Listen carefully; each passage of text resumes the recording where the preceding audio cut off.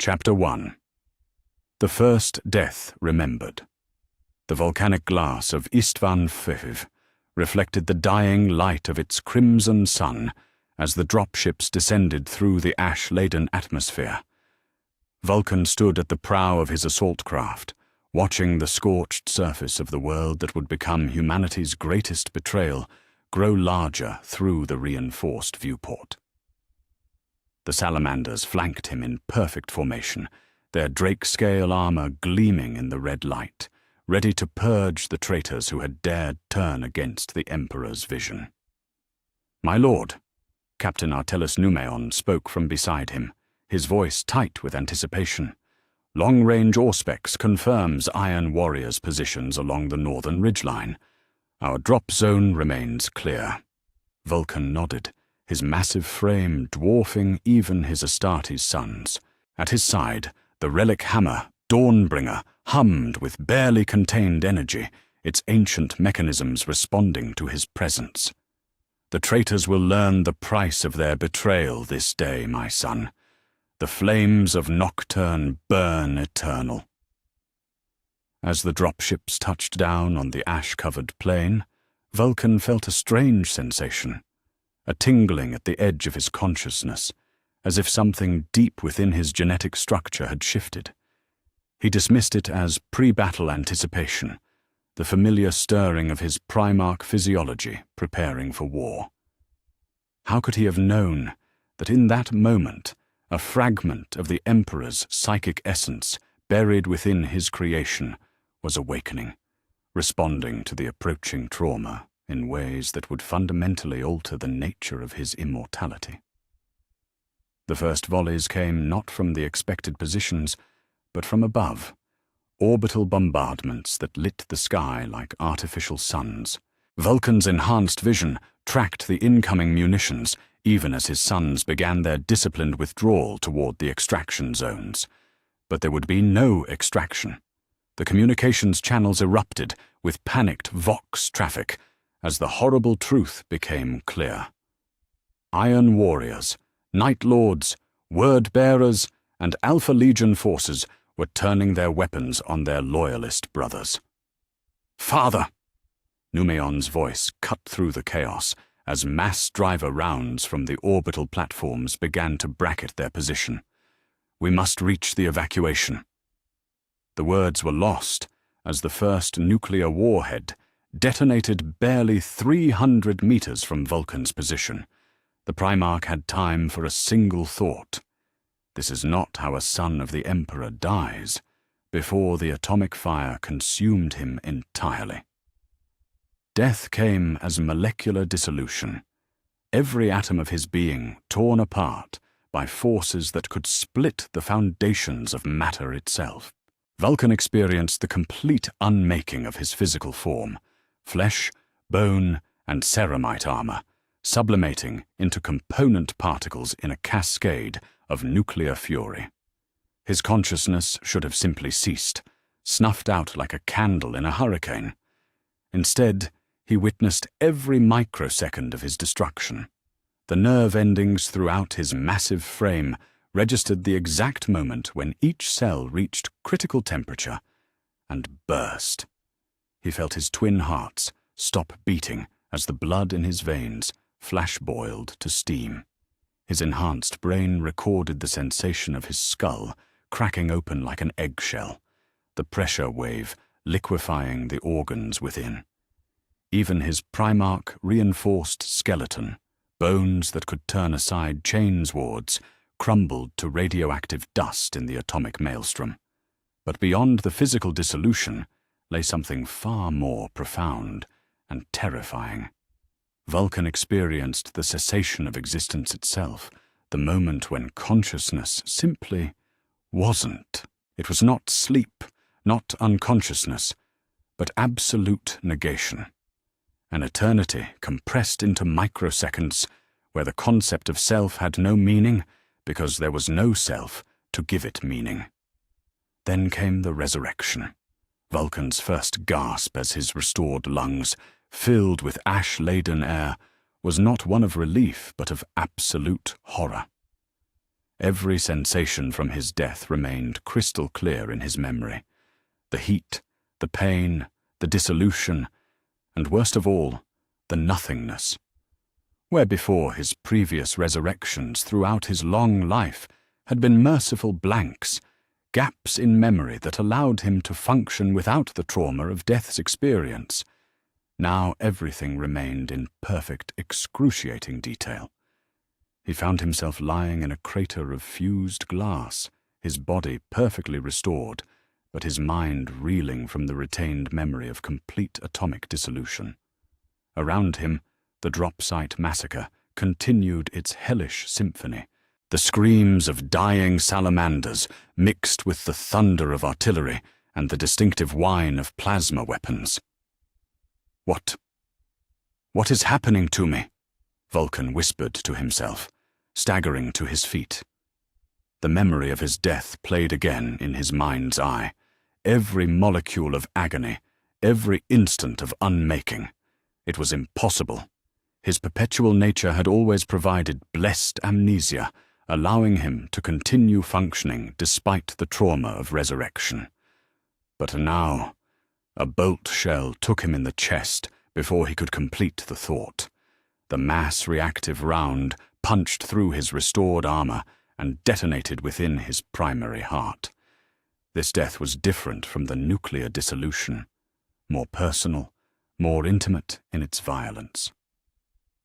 Vulkan experienced the precise moment when the explosive charge ruptured his cardiovascular system, felt his lifeblood painting the inside of his armor as his secondary heart struggled to compensate for the catastrophic damage. The bolt round's secondary detonation shredded his lungs, and he drowned in his own blood while his enhanced physiology fought a losing battle against the trauma. Death came slower this time. 37 seconds of gasping agony as his body's extraordinary healing factor tried and failed to keep pace with the internal devastation. And again he remembered everything. The second resurrection brought with it not only the memory of the bolt round's detonation, but also the complete recall of his nuclear death. Two separate experiences of dying now lived in his consciousness with perfect clarity. Vulkan staggered upright again, this time recognizing the Night Lords approaching through the smoke and ash. "By the throne!" he gasped, his voice rough with the phantom sensation of blood-drowned lungs. "What has been done to me?" The Night Lords attacked without ceremony, their midnight blue armor decorated with flensed skin and bone trophies. Their chainswords sang as they closed distance, expecting to face a disoriented survivor of the orbital bombardment. Instead, they found a Primarch whose eyes blazed with something beyond mere anger, the terrible clarity of one who had looked upon true death and retained every detail. Vulkan fought with desperate fury, Dawnbringer materializing in his hand as if summoned by will alone.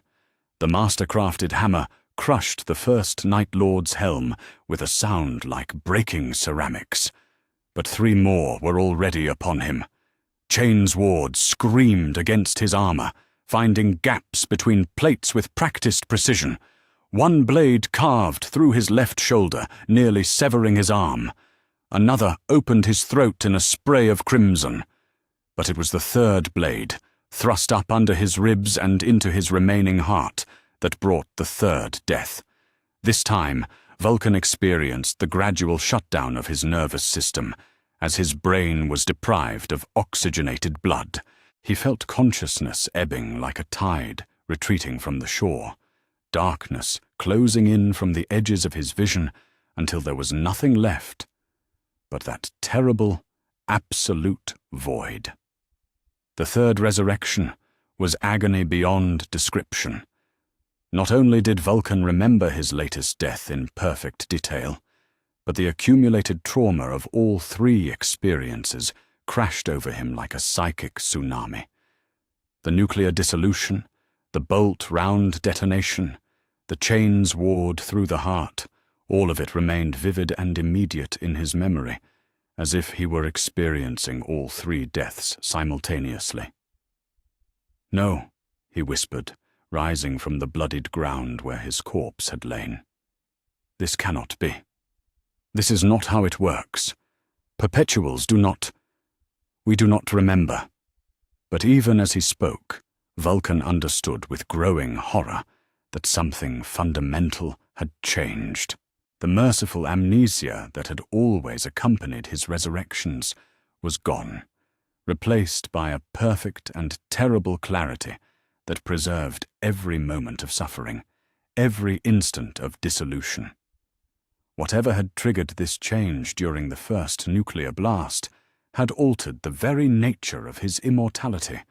Around him, the drop site massacre raged on. In the distance, he could see the noble form of Ferrus Manus cutting through Iron Warrior's positions, unaware that betrayal surrounded him on all sides. Further out, Korax and his Raven Guard were already falling back toward the extraction zones, their tactical doctrine serving them well in the chaos. But Vulkan stood paralyzed in his crater, overwhelmed by the weight of accumulated death memories.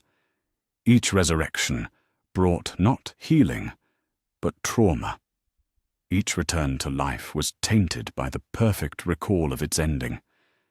He was becoming a living repository of death experiences, and he could already sense that this was only the beginning. The sound of approaching footsteps in the ash broke his reverie. More Night Lords were converging on his position, drawn by the sounds of battle. Vulkan raised Dawnbringer, its weight somehow heavier in his hands than it had been moments before. He was still a Primarch, still a son of the Emperor, still the master of the 18th Legion. But he was also something else now, something that remembered dying. And as the Night Lords closed in for another kill, Vulkan realized with crystalline clarity that each death would only add to his growing collection of endings. The merciful forgetfulness that had made his immortality bearable was gone forever, replaced by an accumulation of trauma that would grow with each resurrection. The hammer fell with the force of a landslide, crushing the lead Night Lord to paste. But even as Vulkan fought, he wondered if this gift of perfect death memory was blessing or curse, and whether he would still be himself when the killing finally ended. Chapter 2. The Night Haunter's Laboratory. The holding cell aboard the Night Lord's vessel Nightfall was a masterpiece of deliberate suffering. Conrad Kurz had designed it personally, every surface calculated to inflict maximum psychological discomfort. The walls wept condensation that carried the metallic tang of blood, while overhead, servo skulls with human faces circled endlessly, their dead eyes tracking movement with obscene interest. In the center of this chamber of horrors, Vulkan hung suspended by adamantine chains, his massive frame supported only by the restraints that bit deep into his wrists. "You're awake," Kurz observed from the shadows, his pale form materializing like a nightmare, given substance. "Good. I was beginning to worry that nuclear fire had damaged something essential in that thick skull of yours." Vulkan tested the chains, feeling the familiar burn of the metal against his enhanced physiology. The restraints had been forged specifically for holding a Primarch. No mere mortal bonds could contain a son of the Emperor. "Conrad," he said, his voice steady despite the circumstances. "Still playing in the dark, I see. Some things never change." The Night Haunter's laugh was like breaking glass. "Oh, but things do change, brother. More than you realize." He stepped into the sickly light cast by the overhead lumens, revealing the pallid perfection of his features, marred by self-inflicted scars. "I've been watching you since Istvan, studying you. There's something different about your resurrections now."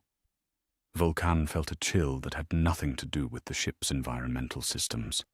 The memories of his 3 deaths on the drop site remained crystal clear. Nuclear dissolution, bolt-round detonation, chains words through the heart. Each recollection was perfect, immediate, traumatic. "I don't know what you mean." "Liar." Kurz moved closer, his black eyes reflecting the overhead lights like a predator's. "I've killed enough men to recognize the look of someone who truly remembers dying. Most who come back from the edge, through technology, sorcery, or other means, carry a certain blankness, a mercy of forgetting. But you—" He leaned in close enough that Vulkan could smell the blood on his breath. "You remember everything, don't you?"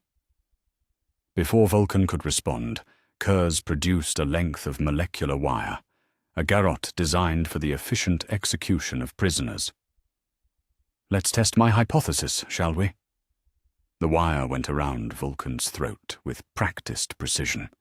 Kurz had done this countless times before, to countless victims, and his technique was flawless. The molecular edge began cutting immediately, slicing through enhanced skin and muscle with surgical precision. Death by garroting was a uniquely intimate form of murder. Vulkan experienced every second as the wire soared deeper, cutting through his enhanced trachea and major blood vessels.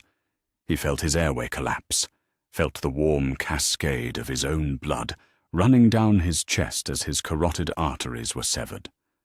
But worse than the physical trauma was the growing panic as his enhanced physiology fought futilely against the constriction. His vision began to tunnel as oxygen deprivation took hold.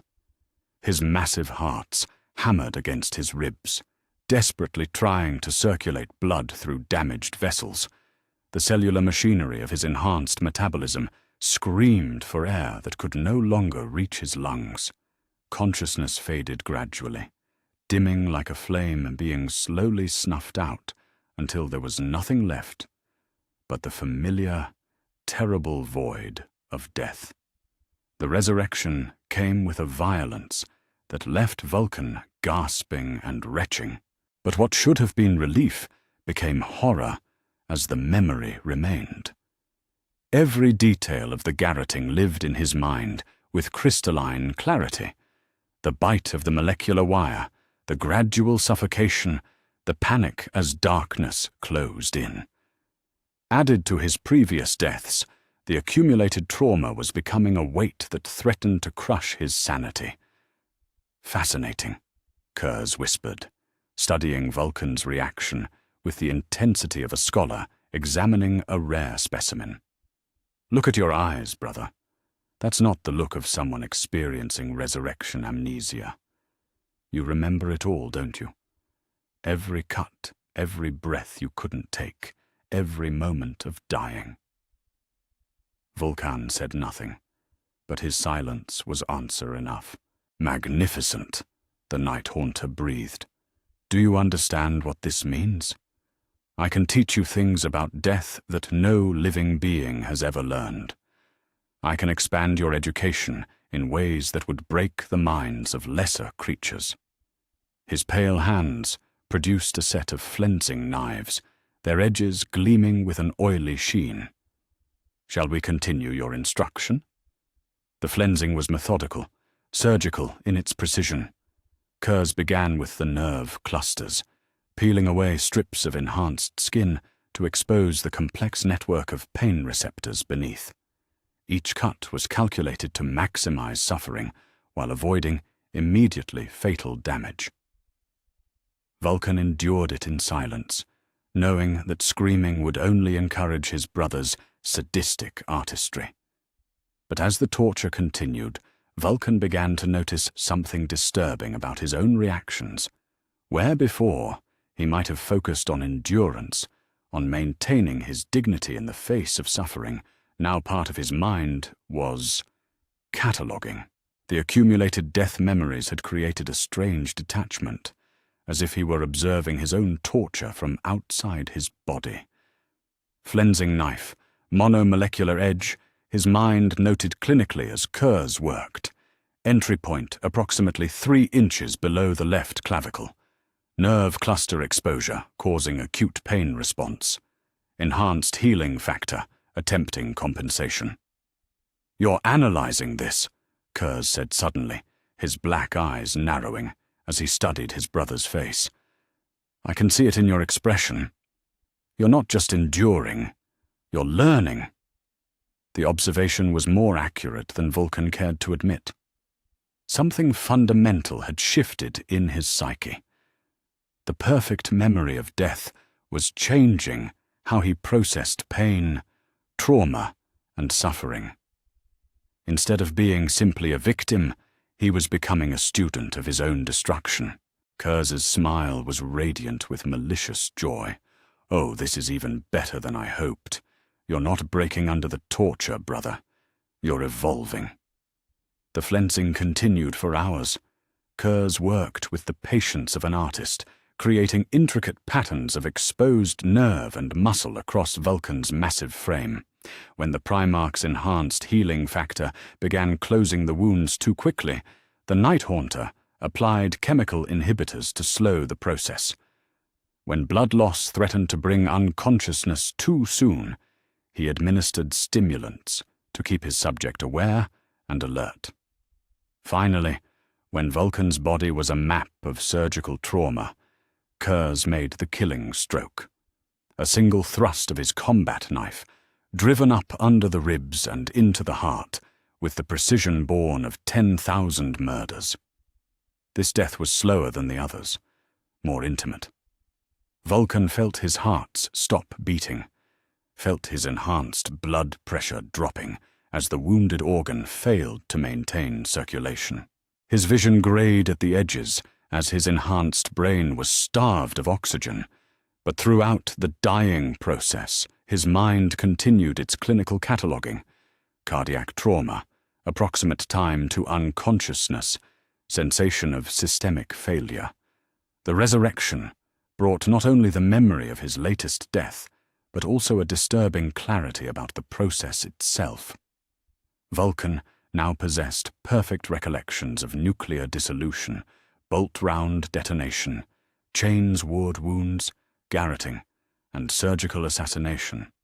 5 deaths, each catalogued with scientific precision in a mind that should not have been able to retain such trauma. "Look at you," Kurz whispered, his voice filled with something approaching reverence. 5 deaths now, and still you rise, still you remember. Do you understand what you're becoming, brother?" Vulkan tested the chains again, feeling their weight with new understanding. His accumulated death memories were teaching him things about pain tolerance, about the mechanics of dying, about the precise moment when consciousness fled the body. Knowledge that no living being should possess. "What am I becoming?" he asked quietly. "Something magnificent," Kurz replied. "Something that has never existed before. A being who can learn from death itself." He produced another implement from his collection, a thermal lance designed for cutting through ship hulls. "But your education has only just begun. There are so many ways to die, brother.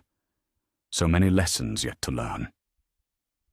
As the thermal lance ignited with its characteristic blue-white flame, Vulkan found himself watching with a strange mixture of dread and curiosity. His accumulated death memories were creating a psychological framework that allowed him to approach his own destruction with scientific detachment. Each death was becoming data, each resurrection an opportunity to expand his understanding of mortality itself. The thermal lance touched his skin with the heat of a small star. As the enhanced flesh began to sublimate under the intense thermal assault, Vulkan realized that Kurz was right about one thing. He was becoming something that had never existed before. Something that could remember dying.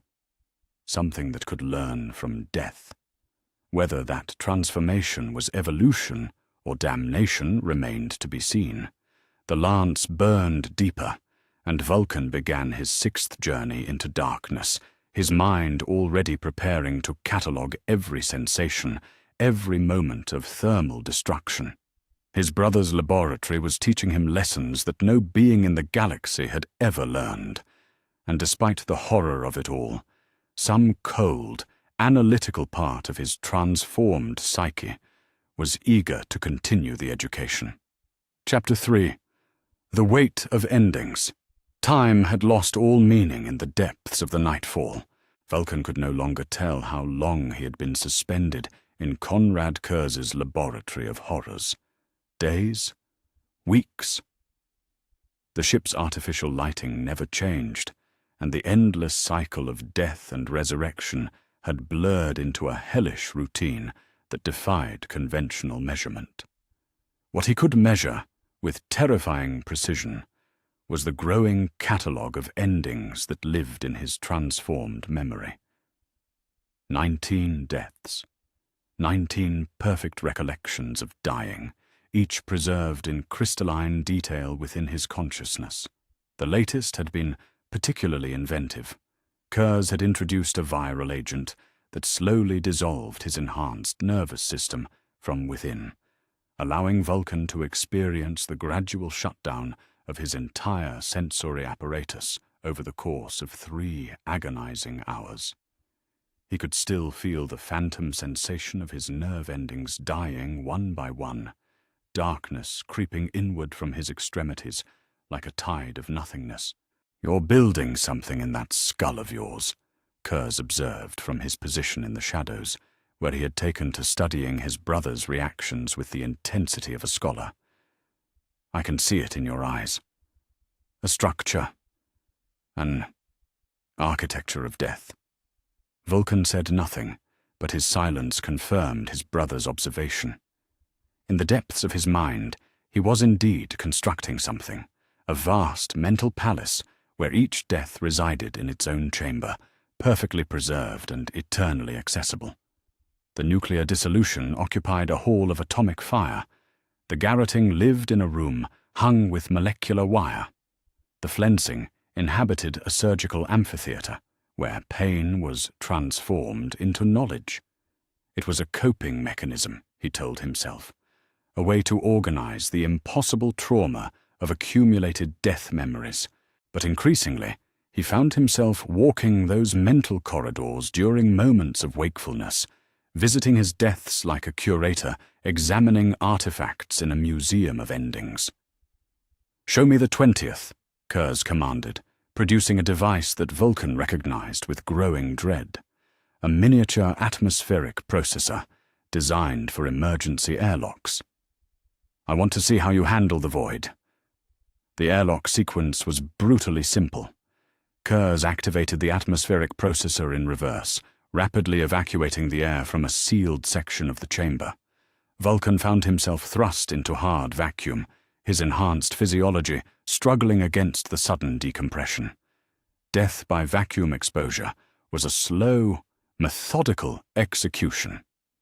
His lungs collapsed as the air was forcibly expelled from his body. His saliva began to boil on his tongue as the reduced pressure caused water to vaporize at body temperature. The capillaries in his eyes burst from the pressure differential, filling his vision with the red haze of his own blood. But worst of all was the cold. The vacuum of space was not just the absence of air, it was the absence of warmth, of molecular motion, of life itself. Vulkan felt the heat leaching from his massive frame as his enhanced metabolism fought a losing battle against the thermodynamic impossibility of maintaining life in the void. Consciousness faded gradually as his brain was starved of oxygen. But throughout the dying process, his transformed mind continued its clinical cataloguing. Vacuum exposure, approximate time to unconsciousness, 4 minutes, 37 seconds. Sensation of boiling saliva, burst capillaries, thermal regulation failure. The 20th resurrection brought with it not just the memory of vacuum death, but a disturbing realization about the structure growing in his mind. The memory palace was becoming more than a simple organizational tool. It was developing its own geography, its own weather patterns, its own inhabitants. As Vulkan gasped his way back to consciousness, he became aware of presences in his mental architecture, echoes of himself from each death, preserved not just as memories, but as discrete entities within his psyche.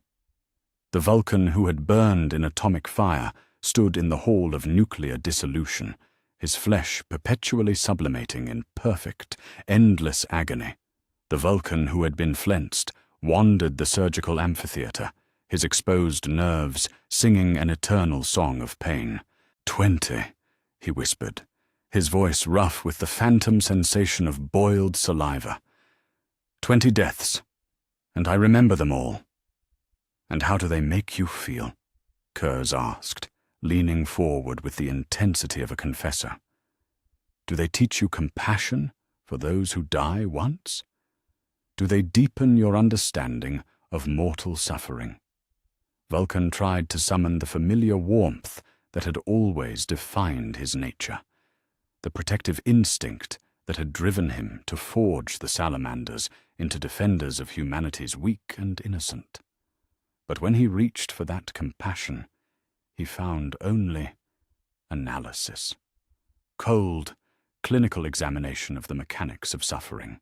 They teach me that death is simply another form of data, he heard himself say, the words emerging from his mouth without conscious intention. Each ending provides information. Each resurrection expands the database. Kurz's smile was radiant with malicious satisfaction. There he is. There's the brother I've been excavating from beneath all that noble rhetoric. You're beginning to understand, aren't you? That compassion is nothing more than inexperience with suffering. The night haunter moved to another corner of his laboratory, where a massive gravitational manipulator had been installed, a device capable of generating localized gravitational fields strong enough to crush ceramite. Let's add another entry to your database, shall we? The 21st death was gravitational compression. Vulkan experienced the sensation of his enhanced bones cracking under impossible pressure, his massive frame slowly collapsing in on itself as artificial gravity increased beyond the tolerance of even Primarch physiology. His hearts were crushed between his ribs, his enhanced organs pulped by the inexorable force. But as he died, Vulkan found himself talking to the other deaths. "Join us," whispered the vacuum death, its voice like the whisper of escaping air. "Add your compression to our collection." "Feel the weight," urged the gravitational death as it was born. "Understand the mathematics of force applied to flesh." When consciousness returned for the 21st time, Vulkan realized with growing horror that his memory palace had acquired residents, echo personalities of each death experience, each offering their own perspective on the nature of ending. They were not hallucinations or delusions, but rather discrete aspects of his transformed psyche, each preserving the consciousness of their particular death. "You're talking to them," Kurz observed with scientific fascination. "I can see your lips moving. The deaths have become people, haven't they? Consultants in your growing expertise of ending." Vulkan tested his rebuilt jaw, feeling the phantom pressure of gravitational compression. In his mind, 21 voices now whispered their accumulated wisdom, a chorus of endings that grew stronger with each resurrection. "They teach," he admitted quietly. "Each death instructs." "Magnificent," the night haunter breathed. "And what do they teach you about your former compassion, about your protective instincts toward the weak?" The question struck at the heart of what was happening to him. In his memory palace, Vulkan could feel his old self, the compassionate Primarch who had stood between humanity and the darkness, being slowly overwhelmed by the accumulated wisdom of death. Each resurrection brought new voices, new perspectives that eroded his fundamental nature through sheer weight of experience. They teach me that protection is inefficient, he found himself saying, the words drawn from some cold, analytical part of his psyche that hadn't existed before his first death on Istvan. That mercy prolongs suffering, that sometimes the kindest act is a quick, clean ending. Kurz's laughter echoed through the chamber like breaking glass. Yes. Do you see it now, brother? How death teaches truth. How suffering reveals the fundamental reality beneath all our noble pretensions. The torture continued. The 22nd death was acid dissolution, a slow chemical breakdown that allowed Vulkan to experience the sensation of his enhanced flesh literally melting away from his skeleton. The 23rd was neural disruption, a process that scrambled his enhanced nervous system, causing him to experience synesthesia as his dying brain misfired in rainbow cascades of confused sensation. With each death, the voices in his memory palace grew stronger. The nuclear death offered tactical insights about atomic weapons. The vacuum death provided expertise on void warfare. The gravitational death analyzed the application of physics to destruction. They were becoming his advisors, his council of endings, each contributing to a growing database of lethal knowledge. By the 24th death, electrocution, that taught him the precise voltage required to disrupt Astarte's physiology, Vulkan realized that he was having full conversations with his death echoes during the brief moments between dying and resurrection. They welcomed each new addition to their ranks, integrating the fresh perspective into their collective understanding of mortality. The 25th, Kurz announced, activating a massive mechanical press designed for compacting ship debris. Let's see what crushing teaches you about the fragility of form. As the press descended with inexorable force, Vulkan found himself looking forward to the conversation he would have with the new death echo. The compression death would have its own insights, its own wisdom to add to the growing council of endings that increasingly dominated his thoughts. The press met his body with a sound like breaking ceramics, as his enhanced skeleton shattered and his organs were reduced to paste.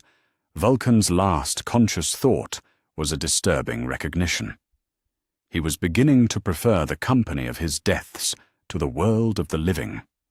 The resurrection brought with it 25 voices, 25 perspectives on ending, 25 advisors in the growing art of termination.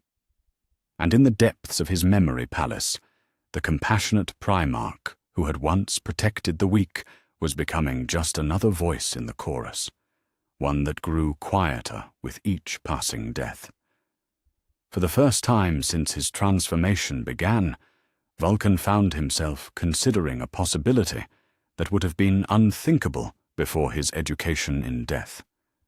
Perhaps permanent ending would be a mercy, not just for himself, but for everyone who might face the thing he was becoming. In the shadows, Konrad Kurz watched his brother's transformation with the satisfaction of an artist contemplating a masterpiece. The Night Haunter had always believed that sufficient suffering could reveal anyone's true nature. Now, death by death, he was proving his thesis on the most noble of his brothers, and the proof was beautiful to behold. Chapter 4. Escape and Revelation. The 30th death was different. Not in its execution. Kurz had chosen another of his favored methods, suspending Vulkan over a plasma conduit until the superheated energy cooked his enhanced physiology from within, but in Vulkan's response to it. As the plasma fire consumed his flesh and the familiar darkness closed in, his council of death echoes offered something new. Tactical analysis. Pattern recognition, whispered the vacuum death as consciousness faded. Observe the timing, the positioning, the ritual. He always positions himself to the left during thermal deaths, noted the flensing death. Safety protocols. Predictable movement. The plasma conduit has a 17-second cycling period, added the newest voice, the plasma death, even as it was being born. 17 seconds of vulnerability. When the 30th resurrection came, Vulkan found himself analyzing not just the sensation of dying, but the entire context of his execution. Kurz's laboratory, which had once seemed like an inescapable nightmare, was becoming comprehensible. A system with patterns, variables, and exploitable weaknesses. 30, Kurz announced, studying his brother's face with the intensity of a scholar examining a particularly interesting specimen. I can see the structure building in your mind, brother, the architecture of accumulated endings. Tell me, what do they whisper to you now? Vulkan tested the adamantine chains that bound him, feeling their weight with new understanding. His death echoes had been studying these restraints through 30 cycles of execution and resurrection. They knew every stress point, every microscopic flaw in the metal. They whisper of patterns, he replied truthfully, of weaknesses, of opportunities. The Night Haunter's smile was radiant with malicious pride. Magnificent. You're becoming something unprecedented, a living database of termination techniques. But tell me, do you still feel compassion for those who die just once? Do you still mourn for the merely mortal? The question struck at the heart of Vulkan's transformation. In his memory palace, 30 voices now offered their perspectives, and increasingly they all agreed on one fundamental truth. Death was simply data, suffering was merely information, and compassion was an inefficient use of resources. The old Vulkan, the protector of humanity's weak, had become just another voice in the chorus, and one that grew quieter with each resurrection.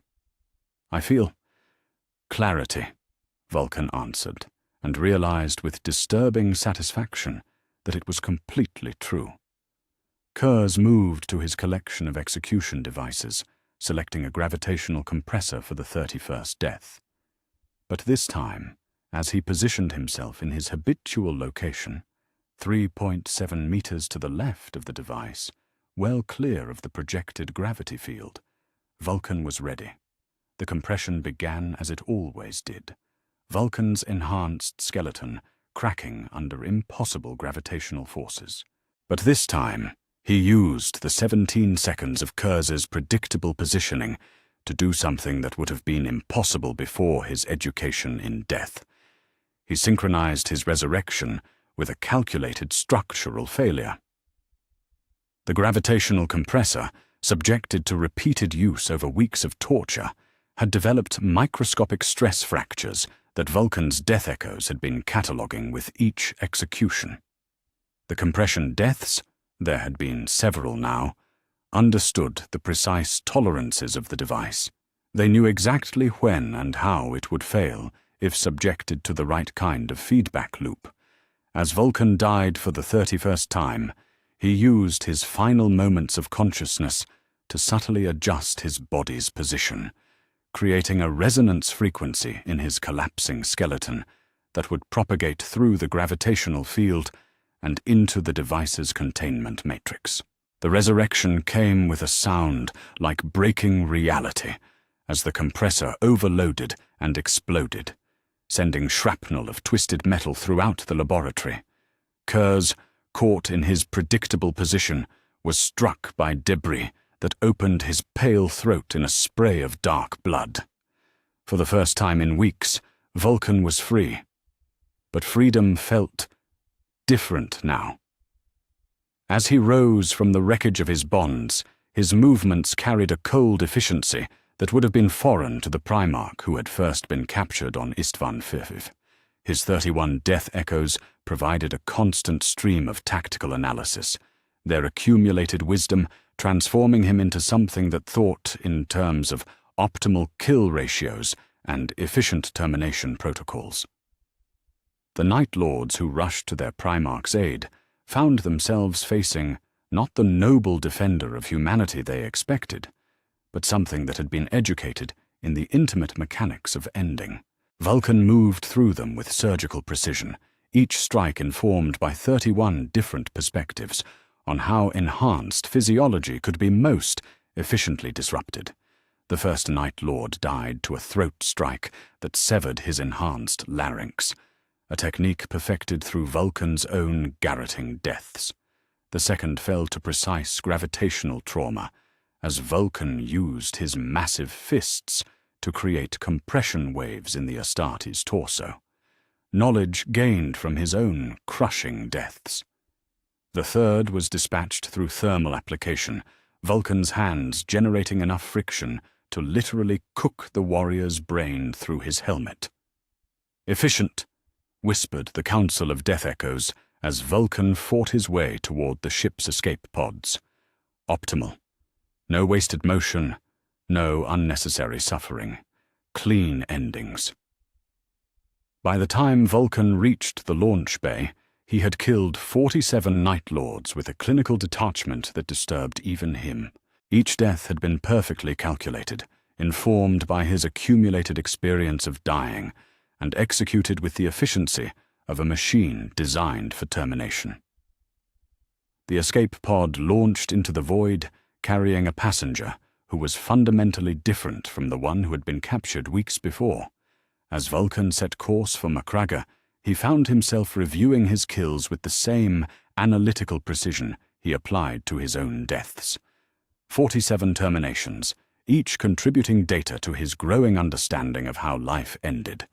The journey to Macragga took 3 standard days, and Vulkan spent them in conversation with his 31 Death Echoes, discussing tactics, strategies, and the most efficient methods for ending enhanced human life. By the time his pod was detected by Ultramar defense networks, he had compiled a comprehensive database of termination protocols that would have impressed even the Night Lords. "Vulkan!" Robert Gilliman's voice crackled over the Vox channel as the escape pod was guided to a landing platform in the fortress of Hera. "Brother, we had given you up for dead. The reports from Istvan suggested that none of the loyalist forces survived the bombardment." "I survived," Vulkan replied, his voice carrying a flatness that made Gilliman pause in his welcoming speech. "Survived and learned." When the pod's hatch cycled open and Vulkan emerged onto the landing platform, Gilliman took an involuntary step backward. The brother who stood before him was recognizably Vulkan, the same massive frame, the same coal-black skin, the same reptilian eyes. But something fundamental had changed in his demeanor, something that made Gilliman's enhanced instincts scream warnings about predators and dangerous prey. "What happened to you?" Gilliman asked quietly, his tactical mind already noting the cold efficiency in Vulkan's movements, the way his brother's eyes tracked potential threat vectors with mechanical precision. "You're different." "I've been educated," Vulkan replied, and his smile was something that belonged more on Kurz's face than on that of the protector of humanity's weak. "Conrad taught me things about death that no living being has ever learned."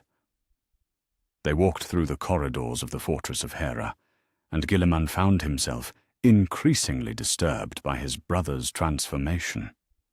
Vulkan moved with a predatory grace that was completely at odds with his previous manner.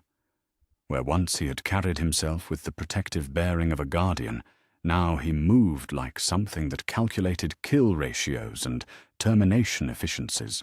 "Tell me what happened," Gilliman said when they reached his private study, a chamber lined with tactical maps and strategic analyses. "Tell me what Kurz did to you." Vulkan settled into a chair that groaned under his weight, his reptilian eyes focusing on his brother with uncomfortable intensity. "He killed me," he said simply, 31 times, and I remember every death in perfect detail. The silence that followed was profound. Gilliman, master of logistics and strategic thinking, found himself struggling to process the implications of his brother's statement. "Perpetuals don't retain death memories," he said slowly. "The trauma. It would be unbearable." "Yes," Vulkan agreed, and his voice carried a disturbing satisfaction. "It should have been unbearable. But something changed during the first nuclear death on Istvan. The Emperor's psychic essence within my genetic structure adapted. Instead of merciful amnesia, I now remember every ending with perfect clarity." Guilliman leaned back in his chair, his strategic mind racing through the implications. 31 deaths. 31 perfect memories of dying.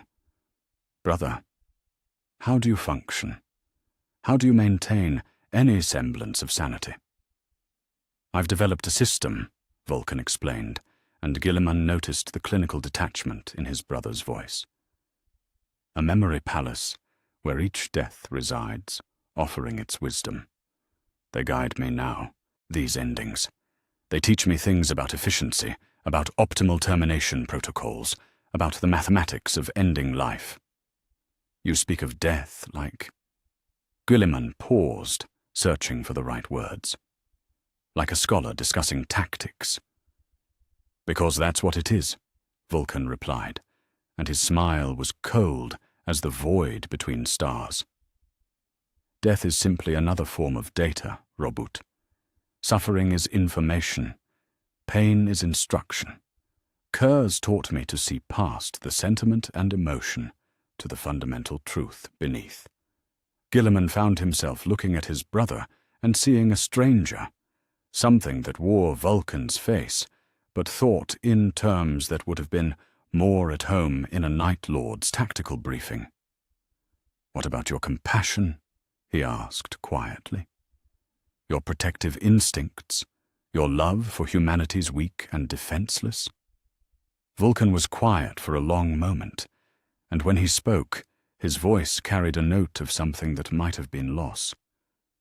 "They're still there," he said slowly. "But they're outvoted.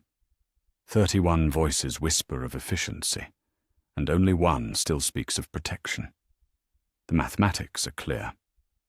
In the growing darkness of Macraga's evening, 2 brothers sat in silence, one horrified by what his sibling had become, the other calculating the most efficient ways to end enhanced human life. The reunion that should have been joyful had become something far darker, and Guilliman realized with growing dread that the brother he had known was gone, replaced by something that had been educated in the intimate mechanics of ending. Outside, the twin moons of Macraga cast their light through the windows, illuminating a conversation that would reshape the course of the Horus heresy.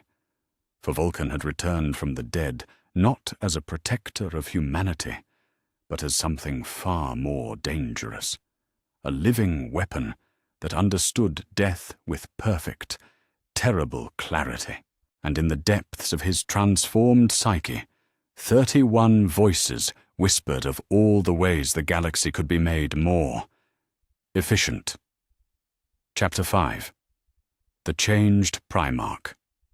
The salamanders who had survived the drop site massacre were gathered in the Hall of Honor within the fortress of Hera, their drake-scale armor still bearing the scorch marks of Istvan Fef.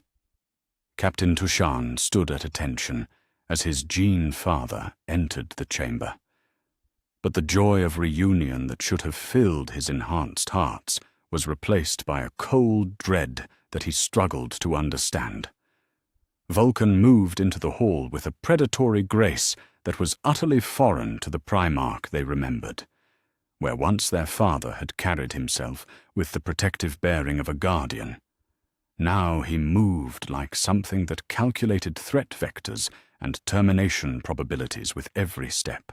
His reptilian eyes tracked across the assembled salamanders with mechanical precision, cataloguing weaknesses and vulnerabilities in a way that made seasoned Astartes veterans uncomfortable.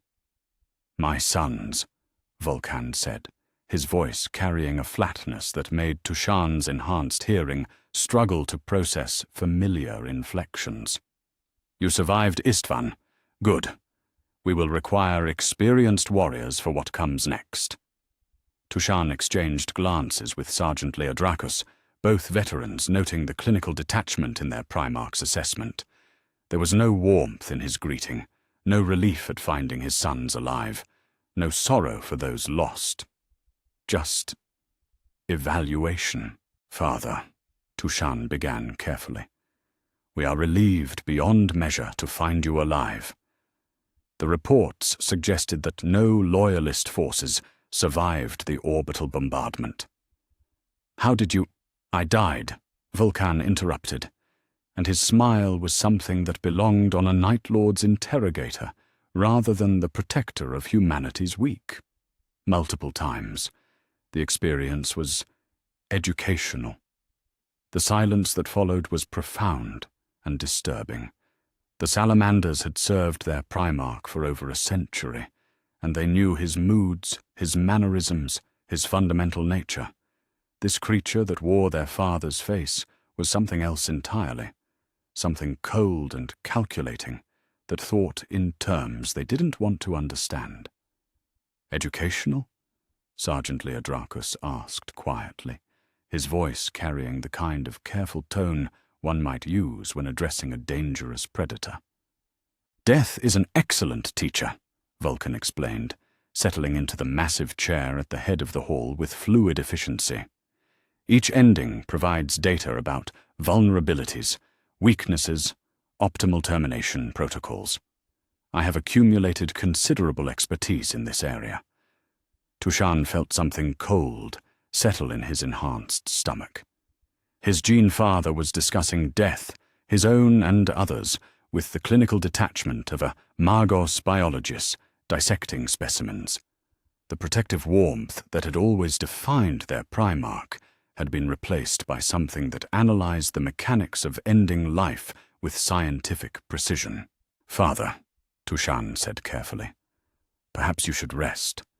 The trauma of Istvan— There is no trauma, Vulkan replied, and his voice carried a note of satisfaction that made the assembled salamanders shift uncomfortably. Only education, only accumulated wisdom. My death echoes have taught me things that living warriors cannot comprehend. The strategic planning session that followed was a study in controlled horror. Guilliman had called together his most trusted commanders to analyze the current state of the heresy and plan their next moves against the traitor forces. The participants included Ultramarines captains, Salamanders survivors, and several other loyalist officers who had made their way to Macraga. Vulkan's contributions to the tactical discussions were disturbing in their precision.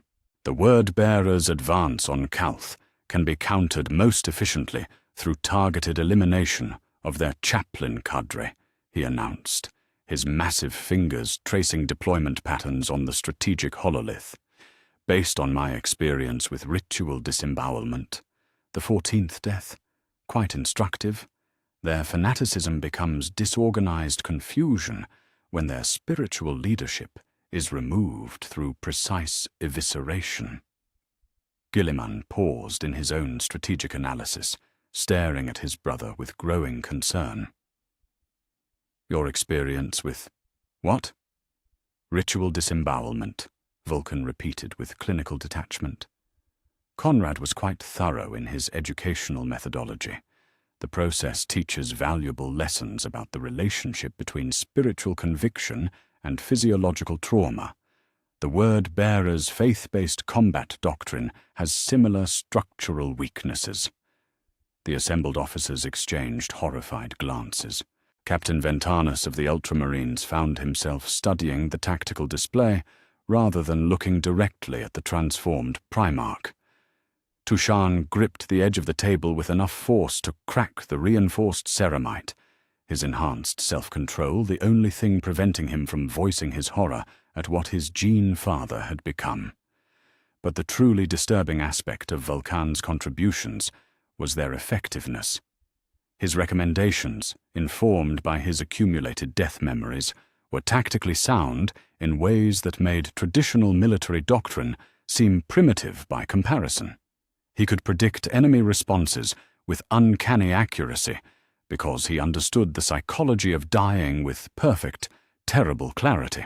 Iron Warrior's siege positions can be neutralized through calculated application of gravitational weapons, he continued, his reptilian eyes reflecting the hololith's light. The 17th death taught me the precise psychological impact of watching one's battle brothers compressed to paste. Morale degradation follows predictable patterns under such circumstances.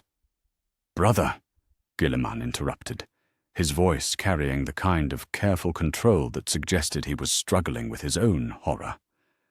"Perhaps we should discuss your educational experiences privately.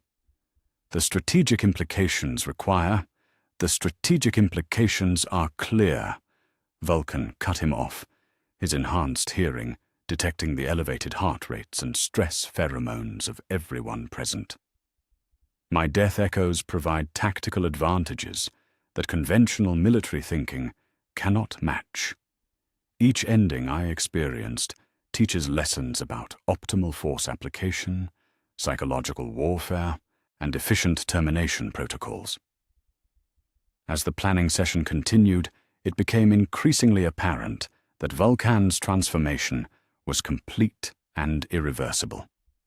The compassionate Primarch, who had once forged his sons into protectors of humanity's weak, was gone, replaced by something that thought in terms of casualty ratios and termination efficiency. His tactical brilliance had been enhanced by his accumulated death memories, but at the cost of everything that had made him noble.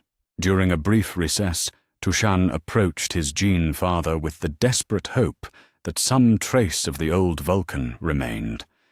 "Father," he said quietly, "your sons are concerned.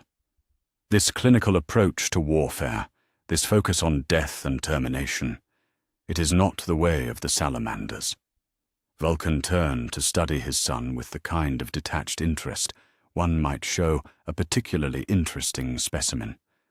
"The way of the salamanders was inefficient," he replied, his voice carrying no trace of the warmth that had once defined their relationship.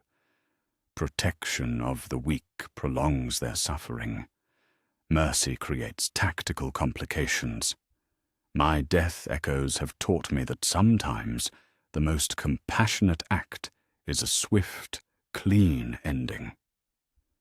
Tushan felt something break inside his enhanced hearts. The father he had served, the Primarch who had taught him that strength existed to protect those who could not protect themselves, was simply gone. In his place stood something that calculated the optimal methods for ending human life with the precision of a machine designed for termination. "You speak of compassion," Tushan said, his voice barely above a whisper, "but your words carry no warmth. Your eyes hold no mercy. What has happened to you, father?" "I have been educated," Vulkan replied, and his smile was cold as the void between stars. "I have learned to see past sentiment and emotion to the fundamental truths beneath. Death is simply data, Tushan. Suffering is information. Pain is instruction. The sooner you understand this, the more effective you will become as a weapon." The conversation was interrupted by the return of Guilliman, who had been reviewing additional intelligence reports in the adjoining chamber. The Lord of Macragge moved with the controlled tension of someone who had reached an unpleasant conclusion and was struggling with its implications. "Vulkan," Guilliman said carefully, "I've been analyzing your tactical recommendations, and while they are undeniably effective, I'm concerned about their methodology. The level of detailed knowledge about death and suffering that informs your strategies suggests trauma that requires medical attention." Vulkan's laugh was like breaking glass. "Medical attention? Robout, you misunderstand the fundamental nature of what I've become. This is not trauma, it is evolution. My death echoes have transformed me into something unprecedented, a living weapon that understands termination with perfect clarity. You speak of death echoes as if they were real entities, Guilliman observed, his strategic mind cataloguing the implications. As if they were advisors rather than memories. They are advisors, Vulkan confirmed, and his satisfaction was disturbing to behold. 31 distinct perspectives on ending, each offering their expertise. The nuclear death teaches about atomic warfare.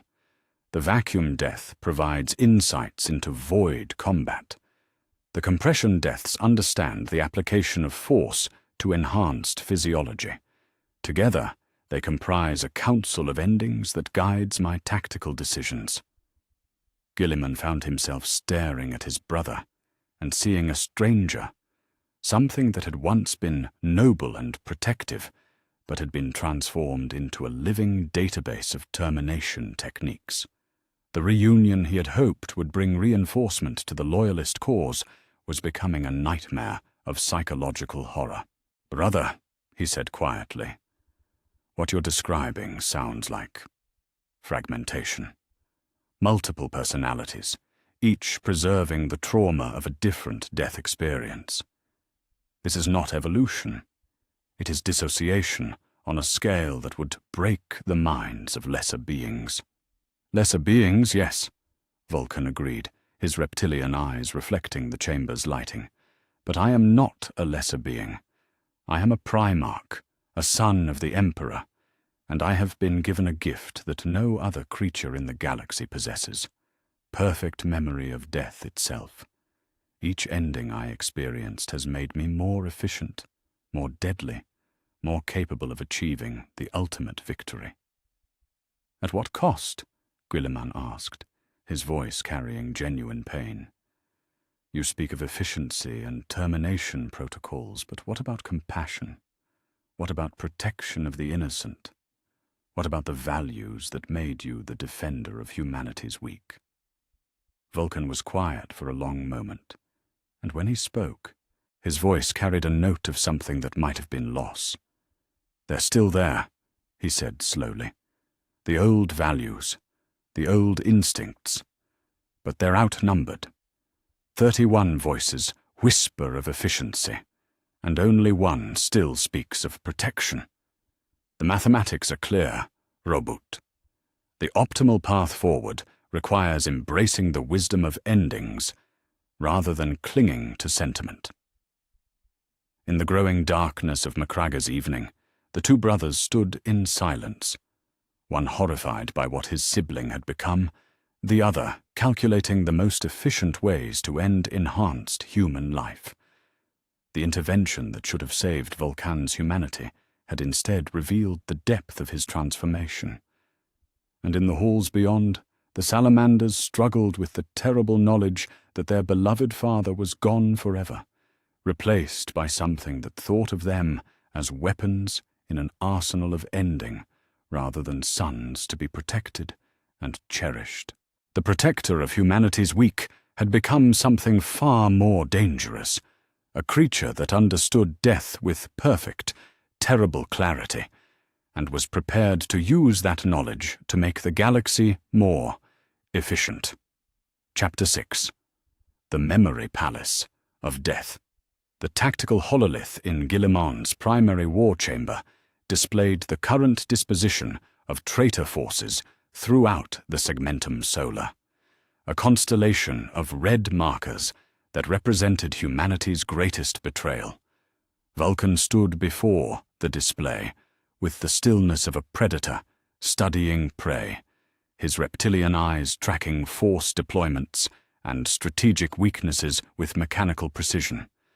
But the true battle was taking place within his transformed consciousness, where 31 death echoes whispered their accumulated wisdom.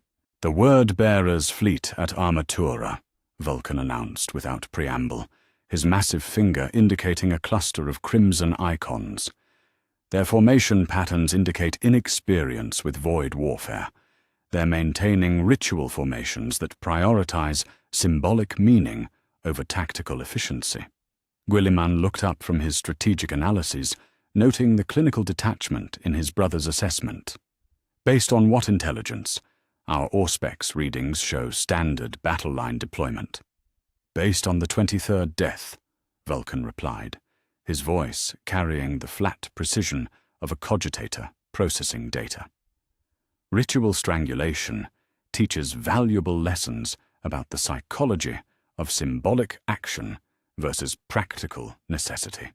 The word-bearer's fleet positioning mirrors the same fundamental error: form over function, symbolism over survival. The other officers present, ultramarines, captains, and surviving salamanders, exchanged the kind of careful glances that had become common whenever their transformed Primarch offered tactical insights. His recommendations were invariably accurate, but the source of his knowledge made even veteran Astartes uncomfortable. In the depths of his consciousness, Vulkan was walking through his memory palace of death, a vast mental construct that had evolved far beyond simple organization into something approaching architectural magnificence. Each death resided in its own carefully designed chamber, accessible through corridors that represented different categories of ending. The thermal wing housed deaths by fire, plasma, and energy weapons. The kinetic gallery contained crushing, impact, and gravitational deaths. The biological archive preserved deaths by poison, disease, and cellular destruction. "Show me the tactical applications," Guilliman requested, his strategic mind overriding his personal horror at his brother's transformation. Whatever Vulkan had become, his insights were proving invaluable in the current crisis. Vulkan moved to the hololith's control interface, his enhanced fingers dancing across the tactical display with fluid precision. "The nuclear death teaches that atomic weapons create predictable panic responses in enemy formations," he began, highlighting weak points in the traitor deployment. "The vacuum deaths demonstrate the psychological impact of void warfare on crew morale.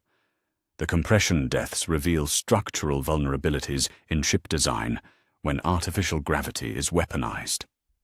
As he spoke, Vulkan's consciousness was simultaneously consulting with his death echoes, each offering their specialized expertise. The nuclear death analyzed radiation dispersal patterns. The vacuum deaths calculated decompression vulnerabilities. The compression deaths identified optimal pressure points for gravitational attacks. Together, they comprised a council of endings that transformed his strategic thinking into something unprecedented in the galaxy. "The Iron Warriors' siege at Mazoa," Vulkan continued, manipulating the display to show another theater of war. "Their fortification patterns follow classical doctrine, but they've failed to account for the psychological warfare applications of their own weapons. The 14th death, gradual tissue dissolution, teaches that anticipation of suffering often causes more tactical disruption than the suffering itself." Guilliman found himself studying his brother with a mixture of fascination and horror. The tactical brilliance was undeniable, but the source of that brilliance was something that should have broken the mind of any sane creature. "You speak of your deaths as if they were professors, as if each ending taught you specific lessons rather than simply being trauma to endure." "Because that's precisely what they are," Vulkan replied, his satisfaction evident in the slight curl of his lips. "Each death is a teacher, each ending an instructor in the fundamental mechanics of termination.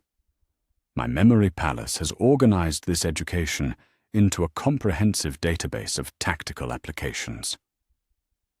In his mental construct, Vulkan paused before the newest addition to his architecture: the archive of pattern recognition. This chamber contained not individual deaths, but the interconnected lessons that emerged when multiple endings were analyzed together.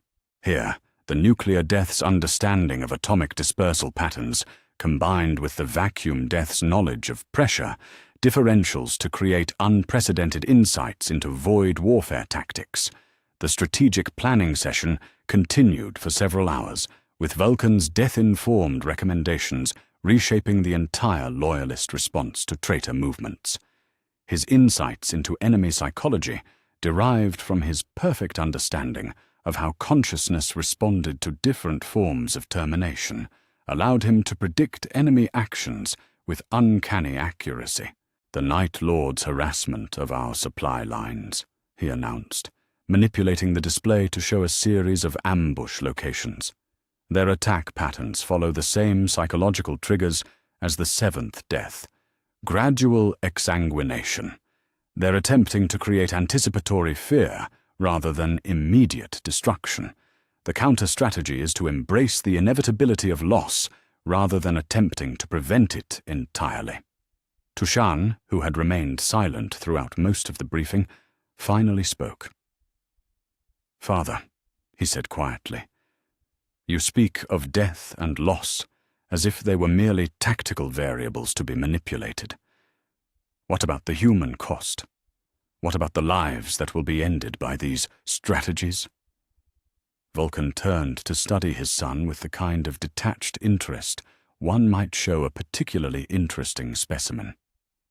"Lives are ended, regardless of our strategies, Tushan. The only variable is whether their ending serves a tactical purpose or merely contributes to chaos. My death echoes have taught me that meaning can be imposed on termination through proper application of force and timing." The words hung in the air like a pronouncement of damnation. Even Gilliman, master of logistics and strategic thinking, found himself disturbed by the complete absence of human sentiment in his brother's analysis. Vulkan was becoming something that thought of human life as ammunition to be expended efficiently, rather than treasure to be preserved. 3 days later, the Iron Warriors made their move against the Loyalist positions at Nuceria, launching a massive boarding action against the Ultramarines' fleet.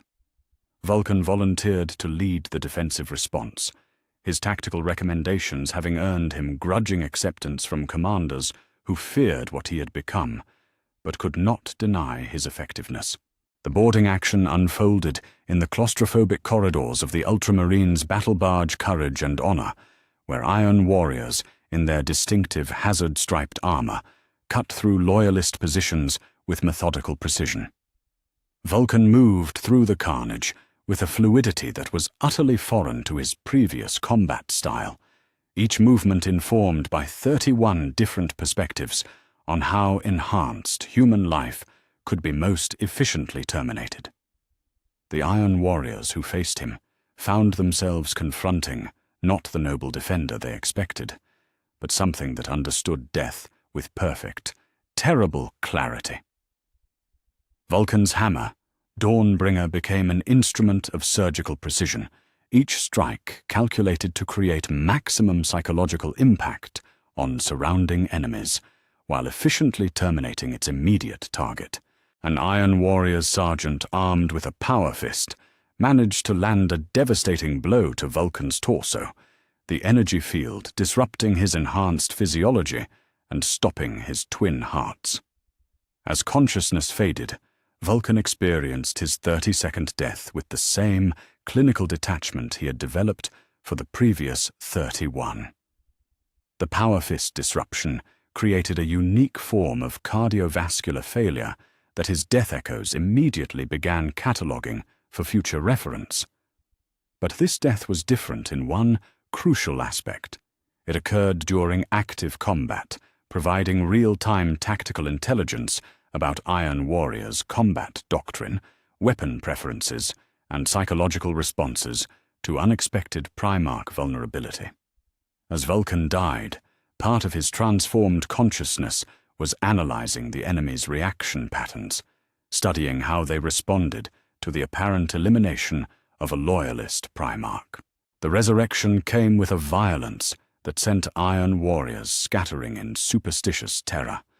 But Vulkan was already moving before his enhanced healing factor had fully restored his cardiovascular system, his 32 death echoes providing a perfect tactical assessment of the situation. The Power Fist Death offered immediate insights into energy weapon vulnerabilities, while the other deaths provided context for optimal counterattack strategies. What followed was not combat, but systematic termination. Vulkan moved through the Iron Warriors with the efficiency of a machine designed for ending, each kill informed by his accumulated understanding of how enhanced human physiology could be most efficiently disrupted. His hammer crushed helms with gravitational insights learned from compression deaths. His fists generated thermal trauma based on lessons from fire deaths. His tactical awareness, enhanced by 32 different perspectives on dying, allowed him to anticipate enemy movements with preternatural accuracy. By the time the boarding action was repelled, Vulkan had killed 63 Iron Warriors, while suffering 3 additional deaths: plasma incineration, chains ward evisceration, and bolt pistol execution. Each new ending added to his growing database of tactical applications, expanding his understanding of how different weapon systems affected enhanced human targets. 35, he announced to Tushan as they stood among the scattered remains of the Iron Warriors boarding party. Each death teaches new lessons about optimal force application and psychological warfare tactics. Tushan stared at his Gene father with a mixture of awe and horror. The being before him had just single-handedly repelled an Iron Warrior's boarding action while dying and resurrecting multiple times, each death apparently adding to his tactical capabilities rather than diminishing them. "Father," he said quietly, "what are you becoming?" "Something unprecedented," Vulkan replied, his reptilian eyes reflecting the emergency lighting of the damaged ship. "A living weapon that learns from termination itself. My memory palace now contains 35 distinct perspectives on ending, each offering its expertise in the application of death as a tactical tool." As they walked through the corridors of the damaged battle barge, Vulkan found himself contemplating the philosophical implications of his transformation. Death, which had once been humanity's greatest fear and final mystery, had become simply another form of intelligence gathering. Each ending provided data, each termination contributed information, each resurrection expanded his database of tactical applications. In his memory palace, the 35 death echoes whispered their accumulated wisdom, their voices creating a symphony of endings that guided his every decision. The nuclear death offered insights into atomic warfare. The vacuum deaths provided expertise in void combat. The compression deaths understood gravitational weapons. The Power Fist death contributed knowledge about energy field disruption. Together, they formed a council of termination that had no equal in the galaxy. But perhaps most disturbing of all was Vulkan's growing realization that he preferred the company of his deaths to the world of the living. In his memory palace, surrounded by the whispered wisdom of 35 endings, he found a clarity and purpose that the complicated emotions of life could never provide. Death was simple, direct, and honest in ways that existence could never be. As he contemplated this understanding, Vulkan felt the last traces of his old self, the compassionate Primarch who had once protected humanity's weak, growing ever quieter in the chorus of endings that now defined his consciousness. He was becoming something beyond life and death, beyond morality and sentiment, beyond everything except the perfect, terrible clarity of accumulated termination. And in the depths of his transformed psyche, he realized with disturbing satisfaction that this evolution was exactly what the galaxy needed. A being who could learn from death itself and use that knowledge to impose order on the chaos of existence through the application of ending as art, science, and weapon combined. The memory palace of death was complete. Now came the education of the galaxy in its lessons. Chapter 7. The Undying General. The tactical briefing aboard the Ultramarines flagship Macragi's Honor had taken on the quality of a nightmare disguised as strategic planning. Vulkan stood before the assembled commanders, his massive frame silhouetted against the star field, visible through the ship's armored viewports, while he outlined his proposal for breaking the traitor siege at Thessala with clinical detachment that made veteran Astartes officers uncomfortable. The Emperor's children have fortified the primary spaceport with overlapping fields of fire, he announced, manipulating the tactical hololith to highlight defensive positions. Their sonic weapons create interlocking kill zones that make conventional assault impossible. However, the 36th death taught me valuable lessons about acoustic disruption effects on enhanced physiology. Captain Ventanus of the Ultramarines shifted uncomfortably in his position. My lord, the 36th death? Sonic liquefaction, Vulkan replied matter-of-factly, his reptilian eyes reflecting the hololith's light. Conrad's creativity was quite remarkable in that instance. The process taught me precisely how sonic weapons affect Astartes' nervous systems, the resonance frequencies that disrupt enhanced bone structure, and the psychological impact of watching battle brothers reduced to organic soup. The assembled officers exchanged the kind of horrified glances that had become commonplace whenever their transformed Primarch shared tactical insights. Tushan, standing with the other Salamander's survivors, found himself studying the deck plating rather than meeting his gene father's eyes.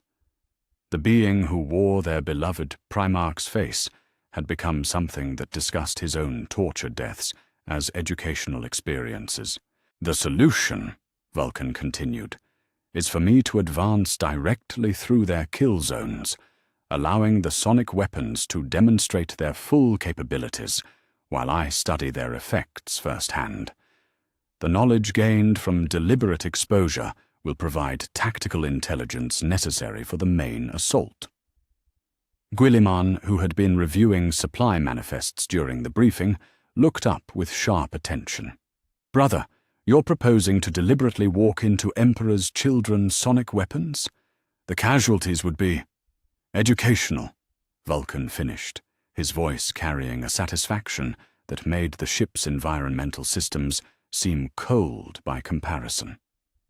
Each death will provide intelligence about their weapon systems, deployment patterns, and psychological responses to unexpected Primarch resurrection. The tactical advantages far outweigh the temporary inconvenience of termination. The silence that followed was profound and disturbing. Even Guilliman, master of logistics and strategic thinking, found himself struggling with the implications of his brother's proposal. Vulkan was suggesting using his own death as a weapon, treating resurrection not as a miraculous gift, but as a tactical asset to be expended for strategic advantage. Father, Tushan said quietly, his enhanced voice barely audible in the chamber's recycled atmosphere. What you propose, it is not warfare. It is something else entirely. Vulkan turned to study his son with the kind of detached interest one might show a particularly interesting specimen. It is evolution, Tushan, the application of death as a tactical tool rather than simply an inconvenience to be avoided. My 35 death echoes have taught me that termination can be as much a weapon as any bolt pistol or chain sword. The assault on Thessala began 3 days later, and the loyal Astartes who witnessed it would carry the memory of their transformed Primarch's methods for the rest of their extended lives. Vulkan advanced through the Emperor's children defensive positions with the methodical precision of a scientist conducting an experiment, allowing enemy weapons to demonstrate their full lethality, while his enhanced consciousness catalogued every detail of the experience. The first death came from a sonic disruptor that targeted his enhanced cardiovascular system. Vulkan felt his twin hearts literally vibrate apart as resonance frequencies designed specifically for Astarte's physiology tore through his chest cavity. The pain was exquisite and immediate, but his transformed mind was simultaneously analyzing the weapon's frequency patterns, power consumption, and operator positioning. When he rose from the 36th death, Vulkan's accumulated wisdom allowed him to predict the next sonic attack with perfect accuracy. The Emperor's children operators, accustomed to targets who stayed dead after sonic liquefaction, found themselves facing something that learned from termination itself, and used that knowledge to avoid subsequent attacks. The 37th death came from a plasma cannon that caught him in its superheated discharge, reducing his enhanced flesh to constituent atoms in a brilliant flash of contained starfire. But even as he experienced the sensation of molecular dissolution, a process he had endured before under different circumstances, his consciousness was studying the plasma weapon's charging patterns, cooling cycles, and optimal engagement ranges. The resurrection brought with it not just the memory of plasma death, but tactical intelligence about Emperor's children heavy weapon deployment that allowed him to direct the following Salamander's assault with unprecedented precision.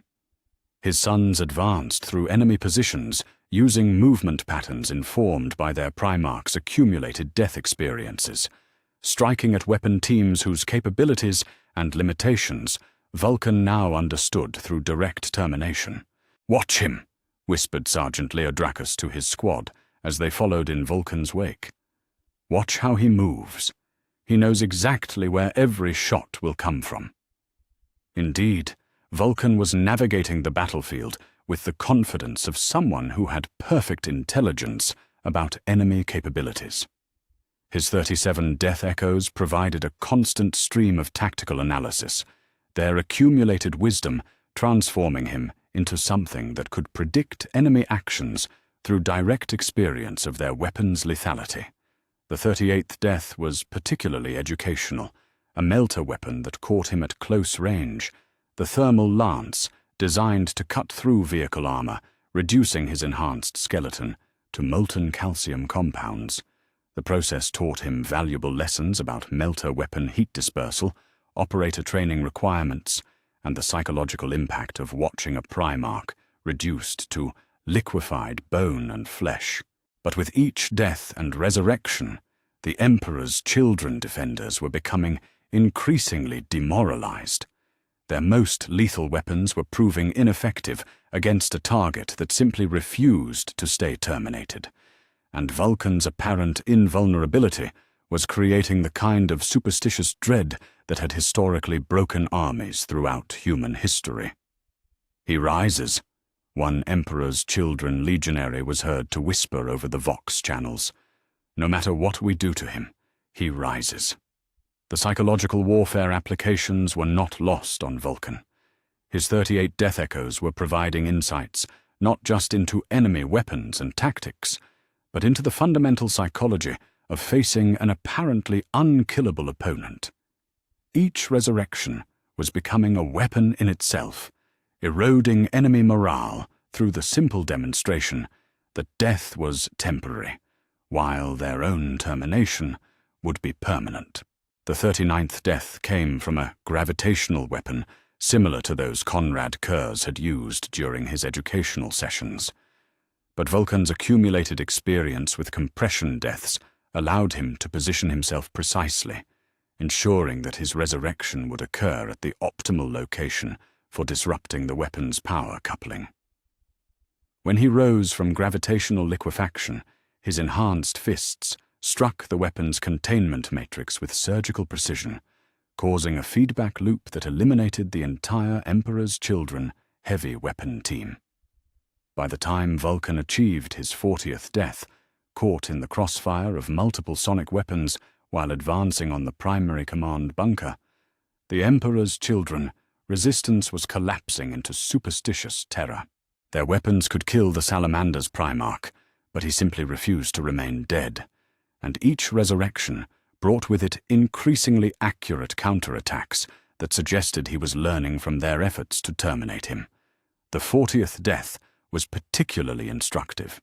The overlapping sonic fields created a resonance cascade that affected not just his enhanced physiology, but his nervous system's ability to process sensory input.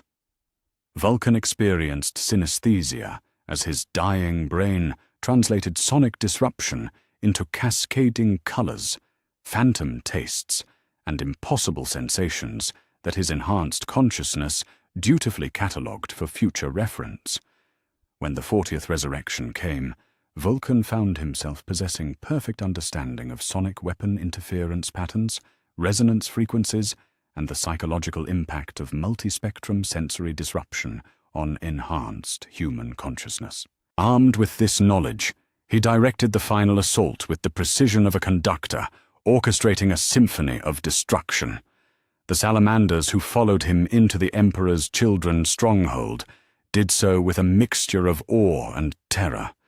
Their gene father had become something unprecedented, a being that used death as intelligence gathering, resurrection as psychological warfare, and his own termination as a tactical asset to be expended for strategic advantage. 40 deaths, Vulkan announced to Tushan as they stood among the wreckage of the Emperor's Children Command bunker. Each ending provided intelligence that conventional reconnaissance could never achieve. The tactical applications are becoming remarkably sophisticated. Tushan stared at his gene father with unconcealed horror. The victory at Thessala had been absolute and decisive, achieved through methods that made conventional warfare seem primitive by comparison, but the cost had been the complete transformation of their beloved Primarch into something that treated his own death as ammunition to be expended in pursuit of strategic objectives. "The men call you the Undying General now," Tushan said quietly, his enhanced voice carrying a note of loss that Vulkan's transformed consciousness noted, but did not feel. "They speak of you in whispers, Father. They fear what you have become." "Fear can be useful," Vulkan replied, his reptilian eyes tracking movement patterns in the distance where Salamander's squads were securing the perimeter. "The Emperor's children feared my resurrections enough to break their defensive coordination. Fear of death, fear of the undying, fear of facing an opponent who learns from termination, all valuable tactical assets." As they walked through the conquered spaceport, Tushan realized with growing dread that his gene father had moved beyond simple tactical brilliance into something approaching omniscience in matters of death and destruction. 40 deaths had created a being that understood warfare from perspectives no living creature could comprehend, including the perspective of the target being terminated. In his memory palace, Vulkan's 40 death echoes whispered their accumulated wisdom. The sonic deaths understood acoustic warfare. The plasma deaths comprehended energy weapon applications. The compression deaths analyzed gravitational weapons. Together, they formed a council of endings that had no equal in the galaxy, their combined expertise transforming their host into something that thought in terms no human mind could follow. But perhaps most disturbing was the growing realization among the salamanders that their Primarch's tactical genius was built on a foundation of accumulated trauma that should have broken any sane mind. The being they followed into battle was no longer their beloved father figure, but something that had been educated in the intimate mechanics of ending life, including his own. Reports of the undying general began circulating throughout the Loyalist forces, carrying with them a mixture of hope and horror that perfectly captured the contradiction Vulkan had become. He was their greatest tactical asset and their most disturbing transformation, a living weapon that learned from death itself and used that knowledge to impose victory through methods that made even veteran Astartes uncomfortable. As the conquest of Thessala concluded and the Loyalist forces prepared to advance to their next objective, Vulkan found himself contemplating the philosophical implications of his evolution. Death had become his teacher, termination his tactical advisor, and resurrection his most potent weapon.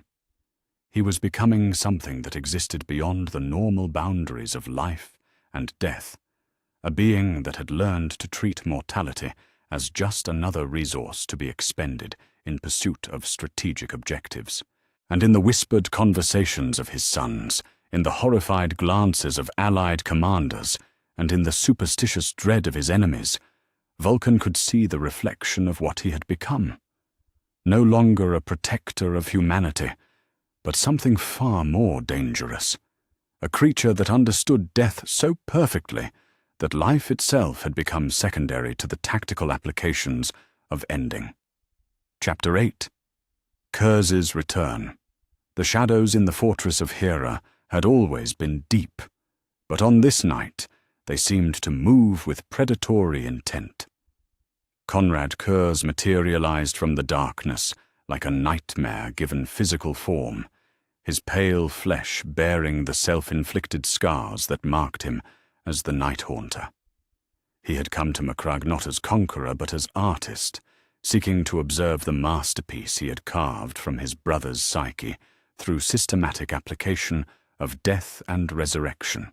"Vulkan," he whispered to the recycled air of the fortress corridors, his voice carrying the kind of anticipation that belonged to a collector examining a rare specimen. "Show me what my education has created." In his private chambers deep within the fortress, Vulkan paused in his review of tactical reports. 40 death echoes whispered warnings in his transformed consciousness, familiar patterns of sensation and threat assessment that told him something unprecedented was approaching. The memory palace of death that dominated his psyche suddenly resonated with a frequency he knew intimately, the presence of his teacher in termination.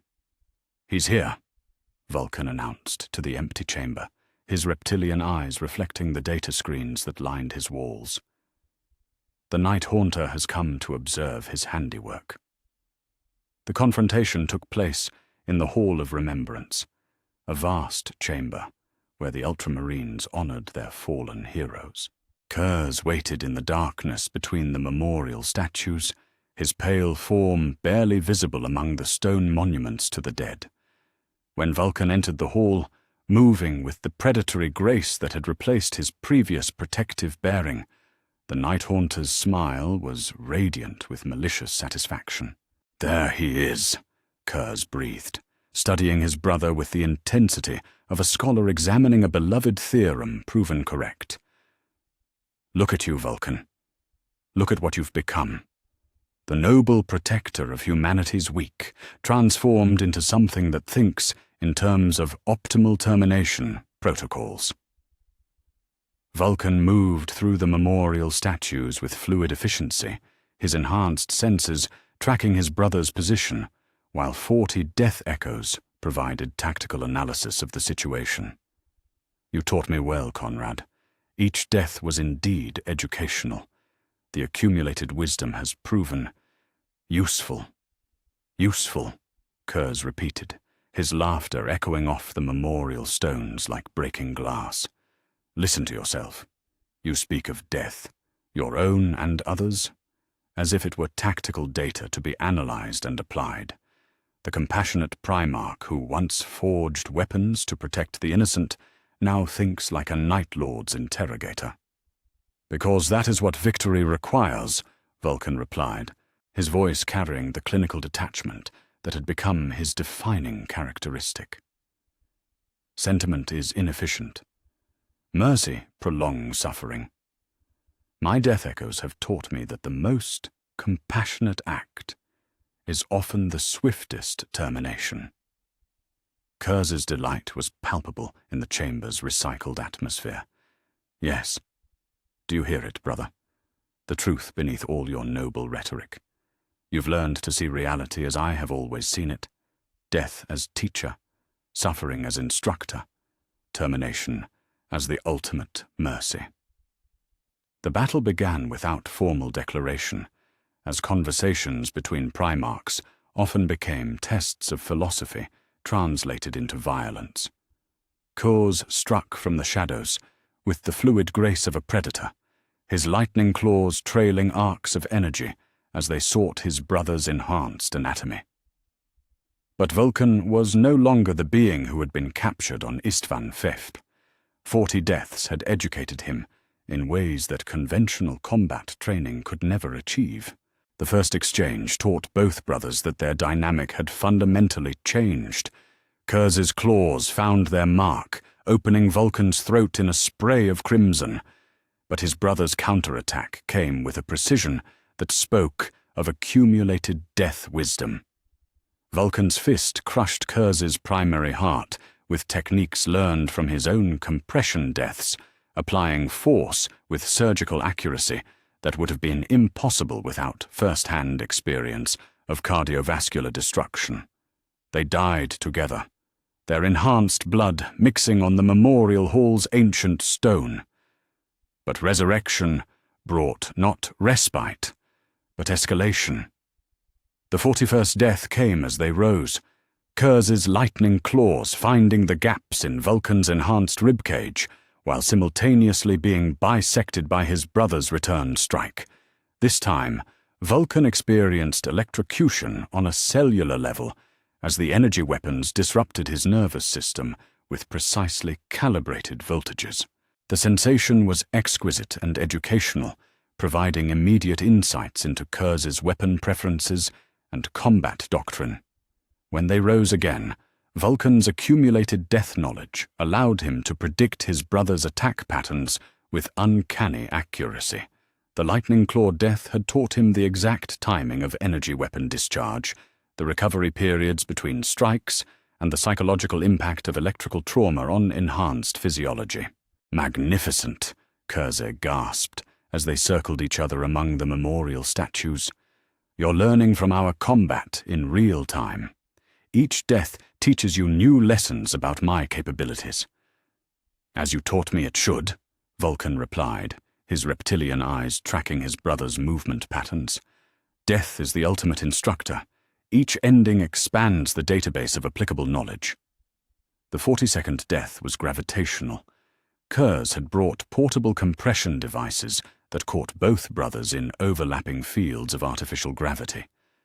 As their enhanced skeletons cracked and their organs were pulped by impossible forces, Vulkan experienced a familiar form of termination, but from a new perspective. This compression death taught him about the tactical applications of gravitational weapons in close combat, the optimal deployment patterns for maximum effect, and the psychological impact of watching even a Primarch reduced to paste by physics itself. They rose from gravitational liquidation with enhanced understanding of each other's capabilities. Kurz's tactical brilliance was matched by Vulkan's accumulated death wisdom, creating a stalemate between brothers who understood termination from complementary perspectives, one as artist, the other as canvas that had learned to paint. The 43rd death came from atmospheric weapons, poison gas that Kurz released into the memorial hall, designed to cause gradual suffocation through cellular asphyxiation. As Vulkan felt his enhanced lungs filling with fluid and his nervous system shutting down from oxygen deprivation, his consciousness catalogued the process with clinical precision. The chemical death taught him about atmospheric warfare, the deployment of gaseous weapons in enclosed spaces, and the exact timing required for effective respiratory system disruption. "You're not even afraid anymore," Kurz observed, as they both rose from chemical death, their enhanced healing factors purging the toxins from their systems. "The terror that should accompany resurrection has been replaced by analysis. You study each death like a scholar examining historical documents."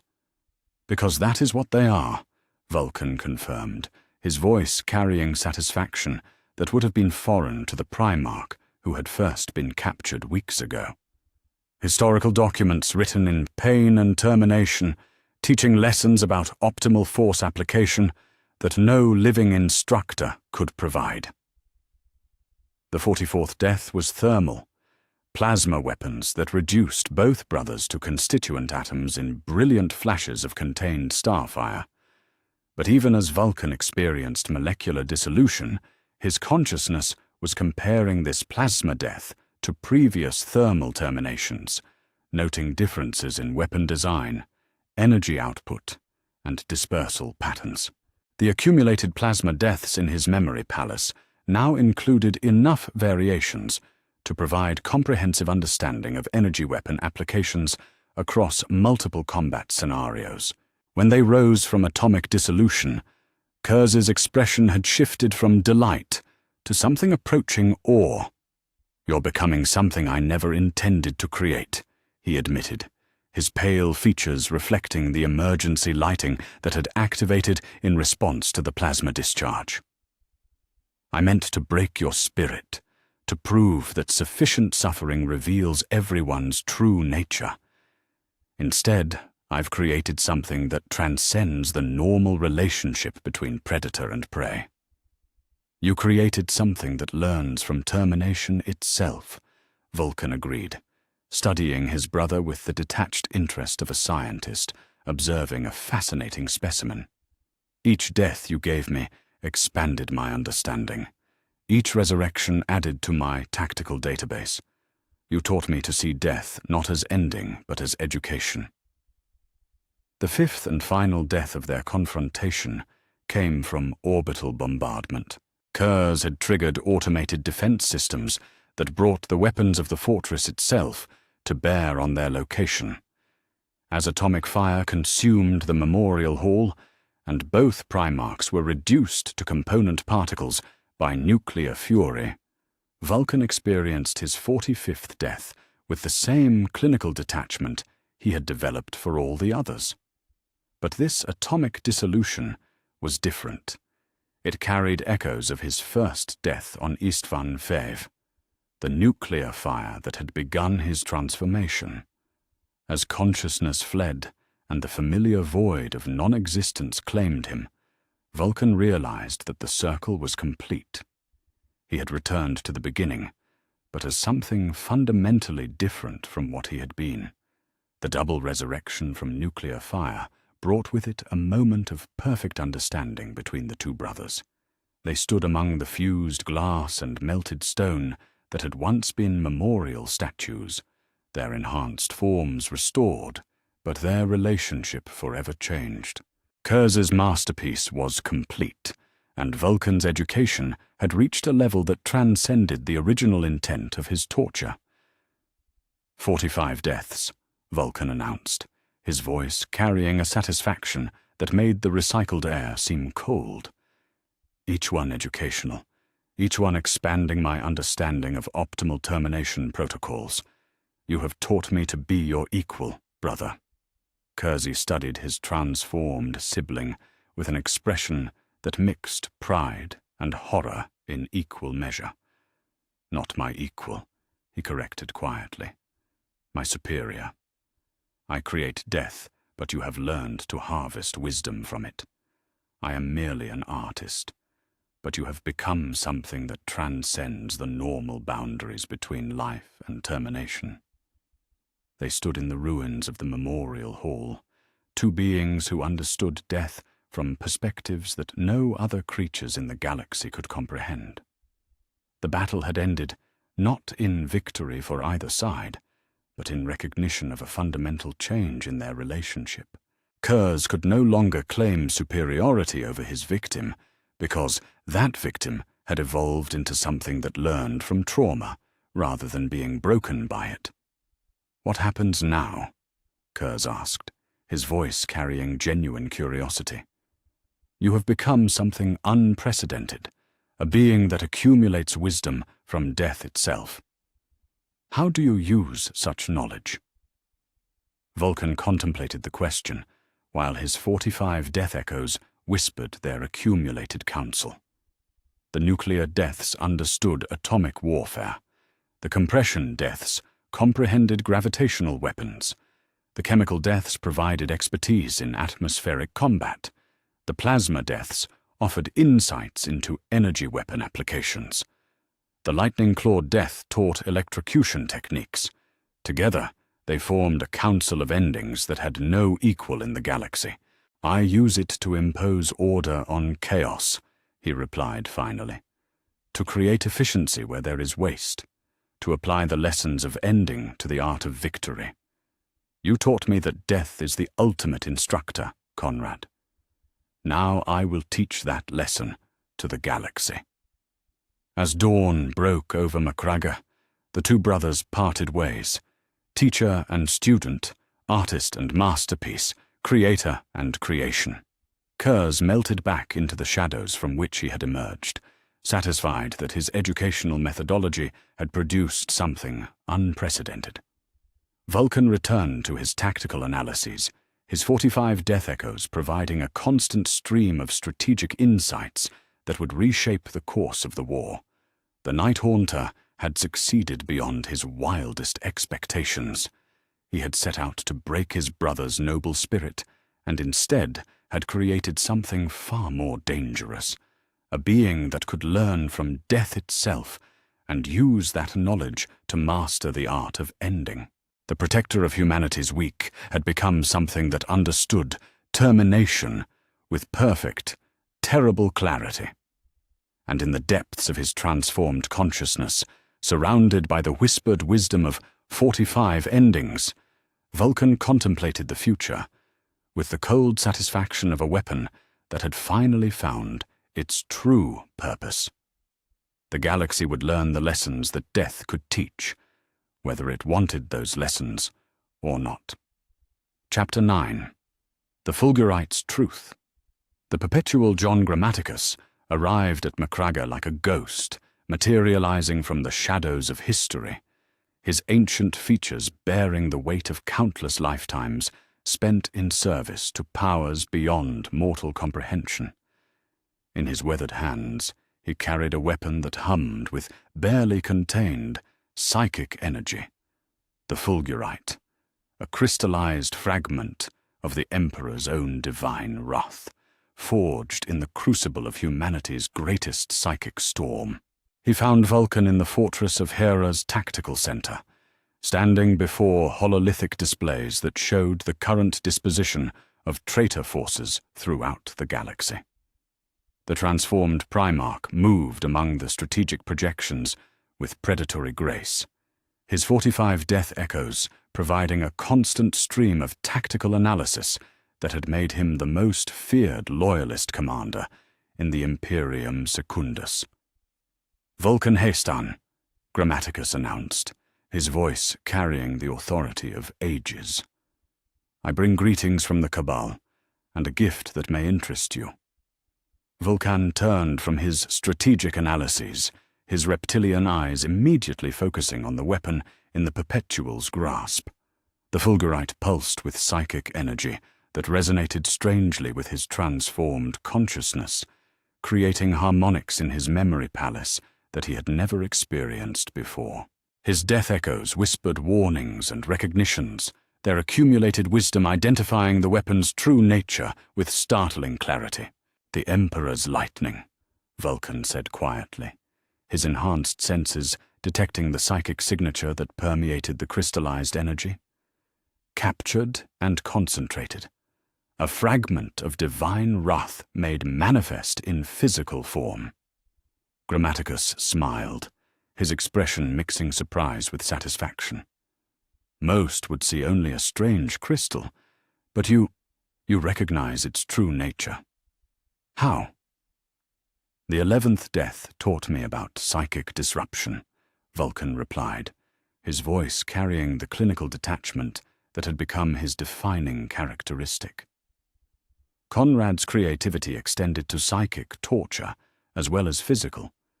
The experience taught me to recognize the specific resonance patterns of psychic energy weapons. This is something far beyond conventional psychonar applications. In his memory palace, Vulkan's death echoes were providing detailed analysis of the Fulgurite's capabilities. The psychic death understood the weapon's fundamental nature, a concentration of the Emperor's own psychic essence, capable of permanently severing the connection between consciousness and physical form. It was not merely another method of killing, but a weapon designed to sever the very bonds that allowed resurrection to function. The Cabal believes this weapon represents the ultimate solution to the Horus heresy. Grammaticus continued, studying Vulkan's reaction with the intensity of a scholar examining a fascinating specimen. It was created to permanently end the War Master's rebellion by severing his connection to the chaos powers that sustain him. But you didn't bring it to use against Horus, Vulkan observed, his transformed consciousness already understanding the Perpetual's true purpose. You brought it to use against me. The Cabal has heard of the undying general, the being that learns from death itself. They fear what I might become if left unchecked. Grammaticus nodded slowly. Your transformation has created something unprecedented in the galaxy, a Primarch that accumulates tactical wisdom through repeated termination. The implications are concerning to those who attempt to guide humanity's future. You've become too dangerous to predict, too powerful to control. Before Vulkan could respond, proximity alarms began sounding throughout the fortress. Word-bearers' ships had appeared in the system, their arrival heralding another wave of traitor assaults that had become commonplace during the current crisis. But this attack was different. The enemy had brought weapons designed specifically for siege warfare against hardened positions. The bombardment began within minutes, word-bearers, battle barges focusing their fire on specific sections of the fortress with surgical precision. Vulkan and Grammaticus found themselves trapped in a collapsing section of the tactical center as gravitational weapons turned reinforced adamantine into twisted metal sculptures. The 46th death came as the ceiling collapsed, crushing Vulkan under several tons of fortress infrastructure in a lesson about structural engineering and catastrophic failure. When he rose from architectural termination, Vulkan found Grammaticus studying him with renewed interest.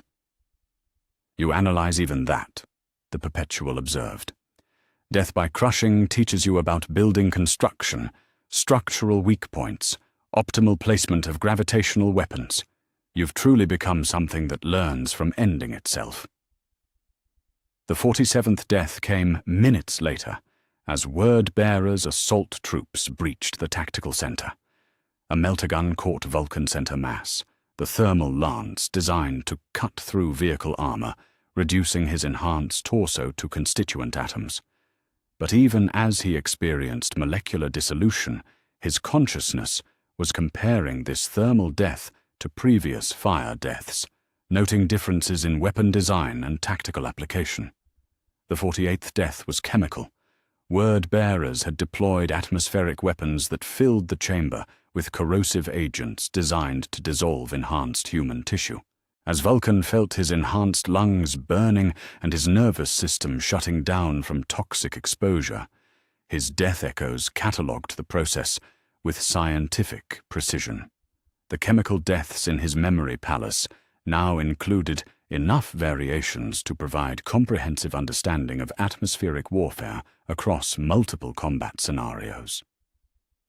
Fascinating, Grammaticus whispered, as they both rose from chemical death, his own perpetual nature having preserved him through the toxic bombardment. Each termination adds to your tactical database. You're becoming a living repository of military knowledge accumulated through direct experience of every conceivable weapon system. The 49th death was perhaps the most educational yet. Word-bearers had brought demon weapons that disrupted the fundamental connection between consciousness and physical form. As Vulkan felt his soul being literally torn from his enhanced flesh by warp-forged blades, he experienced a form of termination that taught him about the metaphysical foundations of existence itself. The demon death provided insights into the relationship between spirit and matter that no living being should possess. But it was the 50th death that changed everything. Word-bearers, chaplains had erected a ritual crucifixion device in the center of the tactical chamber, designed to execute captured loyalists in a manner that would provide spiritual satisfaction to their dark gods. They bound Vulkan to the adamantine cross with molecular chains, then began the slow process of ritual execution through gradual exsanguination and organ failure. The crucifixion death was exquisitely slow, providing Vulkan's transformed consciousness with perfect opportunity to study every aspect of the termination process. He felt each nail driven through his enhanced wrists, experienced the gradual failure of his cardiovascular system as blood loss reached critical levels, and catalogued the psychological impact of ritual execution on enhanced human consciousness. But more than that, he felt something fundamental shift in his memory palace as the 50th death echo joined the chorus of endings that defined his existence. 50 deaths. 50 perfect memories of termination. 50 voices, whispering tactical wisdom, accumulated through direct experience of ending itself. The number carried significance that transcended mere counting. It represented a threshold, a critical mass of accumulated death knowledge that transformed quantitative experience into qualitative transcendence. When Vulkan rose from his 50th resurrection, Grammaticus was waiting with the fulgurite raised and ready. "The Cabal cannot allow you to continue this evolution," he announced, his voice carrying genuine regret. 50 deaths have made you something that exists beyond normal categorization. You must be permanently ended before you become something that threatens the fundamental order of reality itself. "I understand," Vulkan replied, and his acceptance carried none of the fear or resistance that Grammaticus had expected. The fulgurite offers permanent termination, an end to the accumulation of death memories, an end to the weight of accumulated endings, an end to the transformation that has made me something beyond normal existence. "You want this," Grammaticus realized with growing amazement. After 50 deaths, after becoming the most tactically sophisticated being in the galaxy, you actually want permanent ending. "Look at what I've become," Vulkan said quietly, his reptilian eyes reflecting the psychic energy that pulsed within the fulgurite. "I think in terms of optimal termination protocols. I view human life as tactical variables to be manipulated. I prefer the company of my death echoes to relationships with the living. The being I was, the protector of humanity's weak, has been overwhelmed by 50 voices that whisper only of efficient ending." Grammaticus raised the fulgurite, its crystallized energy beginning to resonate with the psychic emanations that surrounded all perpetual beings. "The weapon will sever your connection to resurrection permanently. There will be no 51st death, no additional voices to join your chorus of endings. This will be true termination." "Then do it," Vulkan commanded, spreading his massive arms in acceptance. "End what I have become before it becomes something worse." The fulgurite struck with the force of captured starfire, its psychic energy tearing through Vulkan's enhanced form like lightning, given physical substance. But this was not death as he had experienced it 50 times before. This was something far more fundamental, a severing of the connections that bound consciousness to physical existence, that allowed resurrection to function, that made immortality possible. Vulkan felt himself dying in ways that transcended mere physical termination.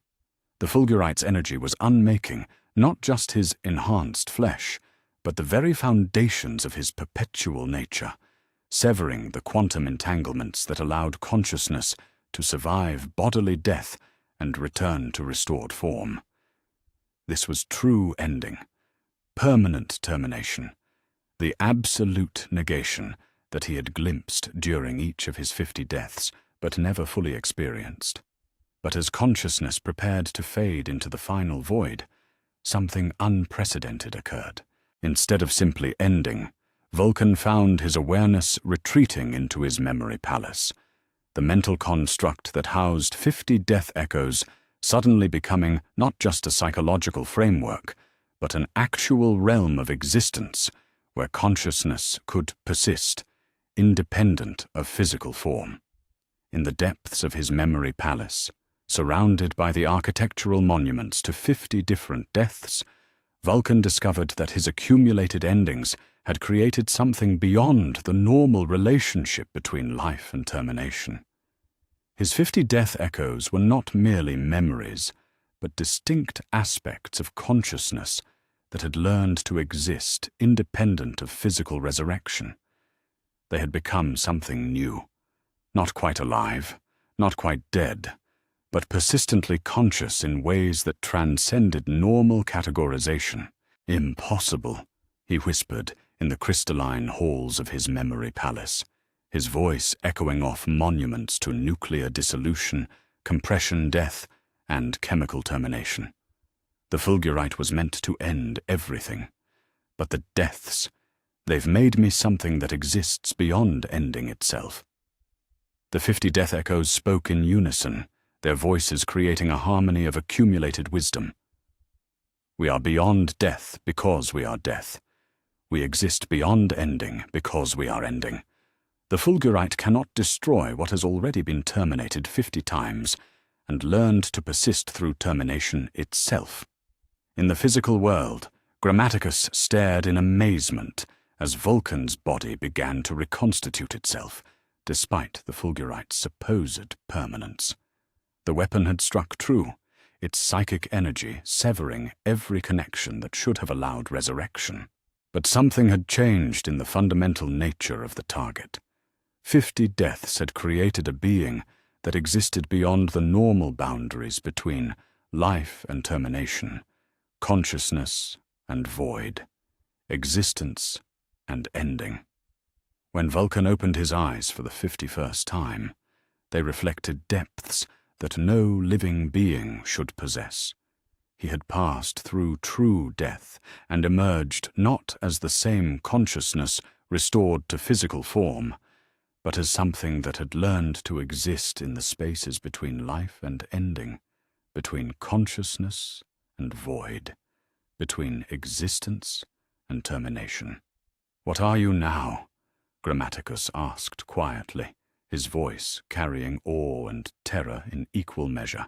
Vulkan rose from the crystal crater left by the fulgurite's impact, his massive form casting shadows that seemed to move independently of light sources. "I am what 50 deaths creates when accumulated wisdom transcends the normal boundaries of existence," he replied, his voice carrying harmonics that suggested multiple consciousness speaking in perfect unison. "I am no longer bound by the limitations of life or death, resurrection or termination. I am something new." In his memory palace, 50 death echoes whispered their accumulated wisdom, their voices creating a symphony of endings that guided his every thought and action. But now they existed not as mere memories, but as distinct aspects of consciousness that had learned to persist independent of physical form. He had become not just someone who remembered dying, but someone who existed in permanent communion with death itself. The transformation was complete. The protector of humanity's weak had become something that existed beyond the normal categories of existence. Not alive, not dead, but something altogether new that had learned to transcend the fundamental limitations of mortality through accumulated experience of its opposite.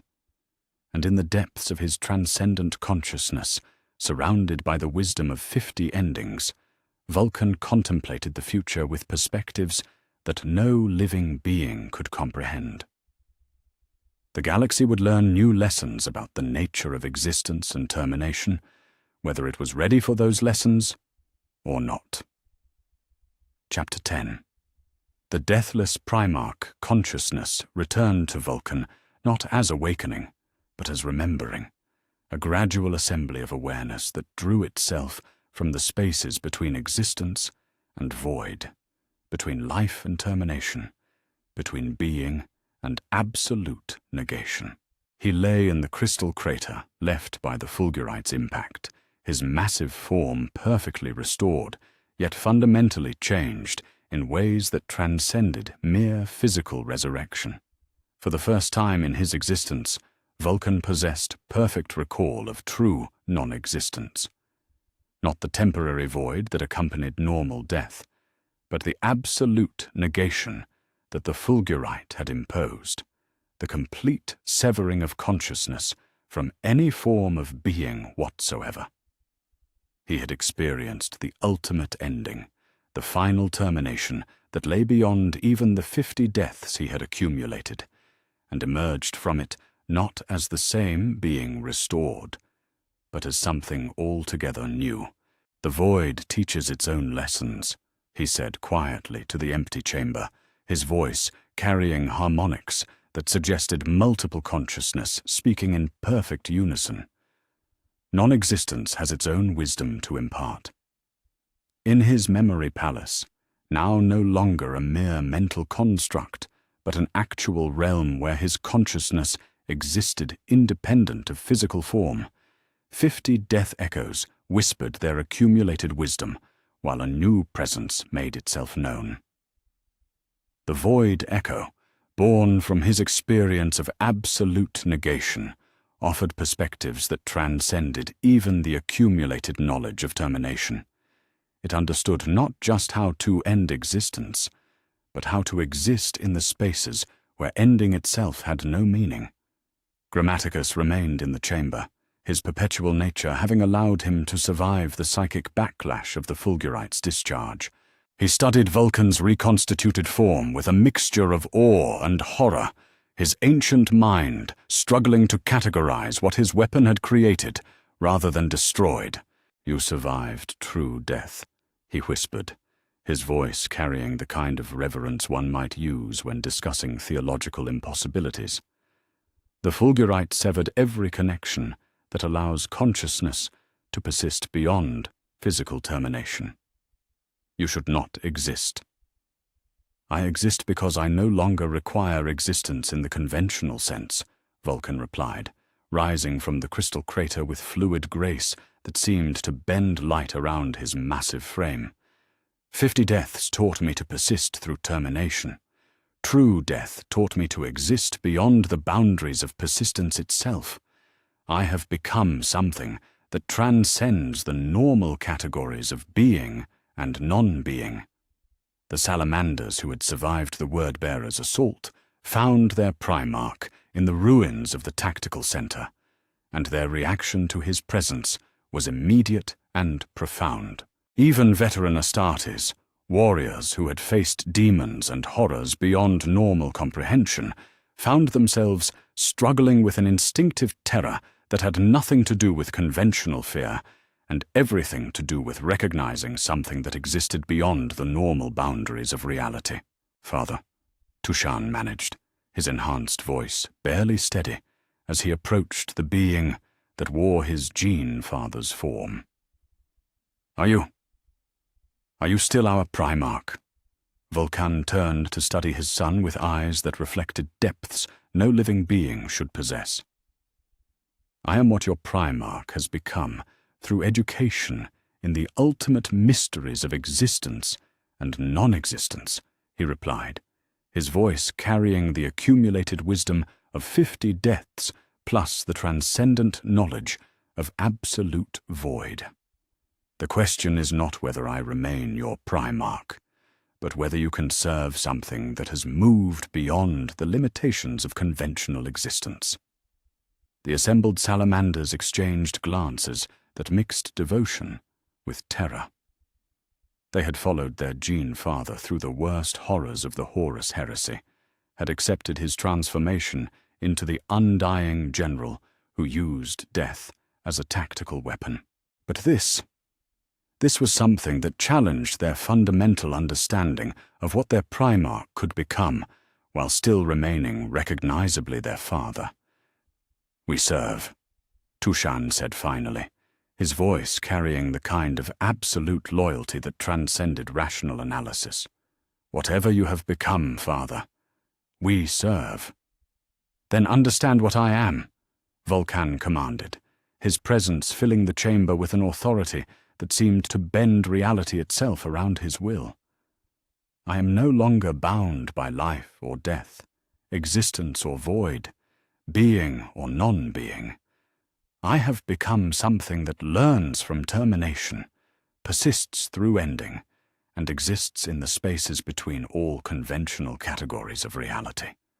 I am what the galaxy requires to survive what is coming."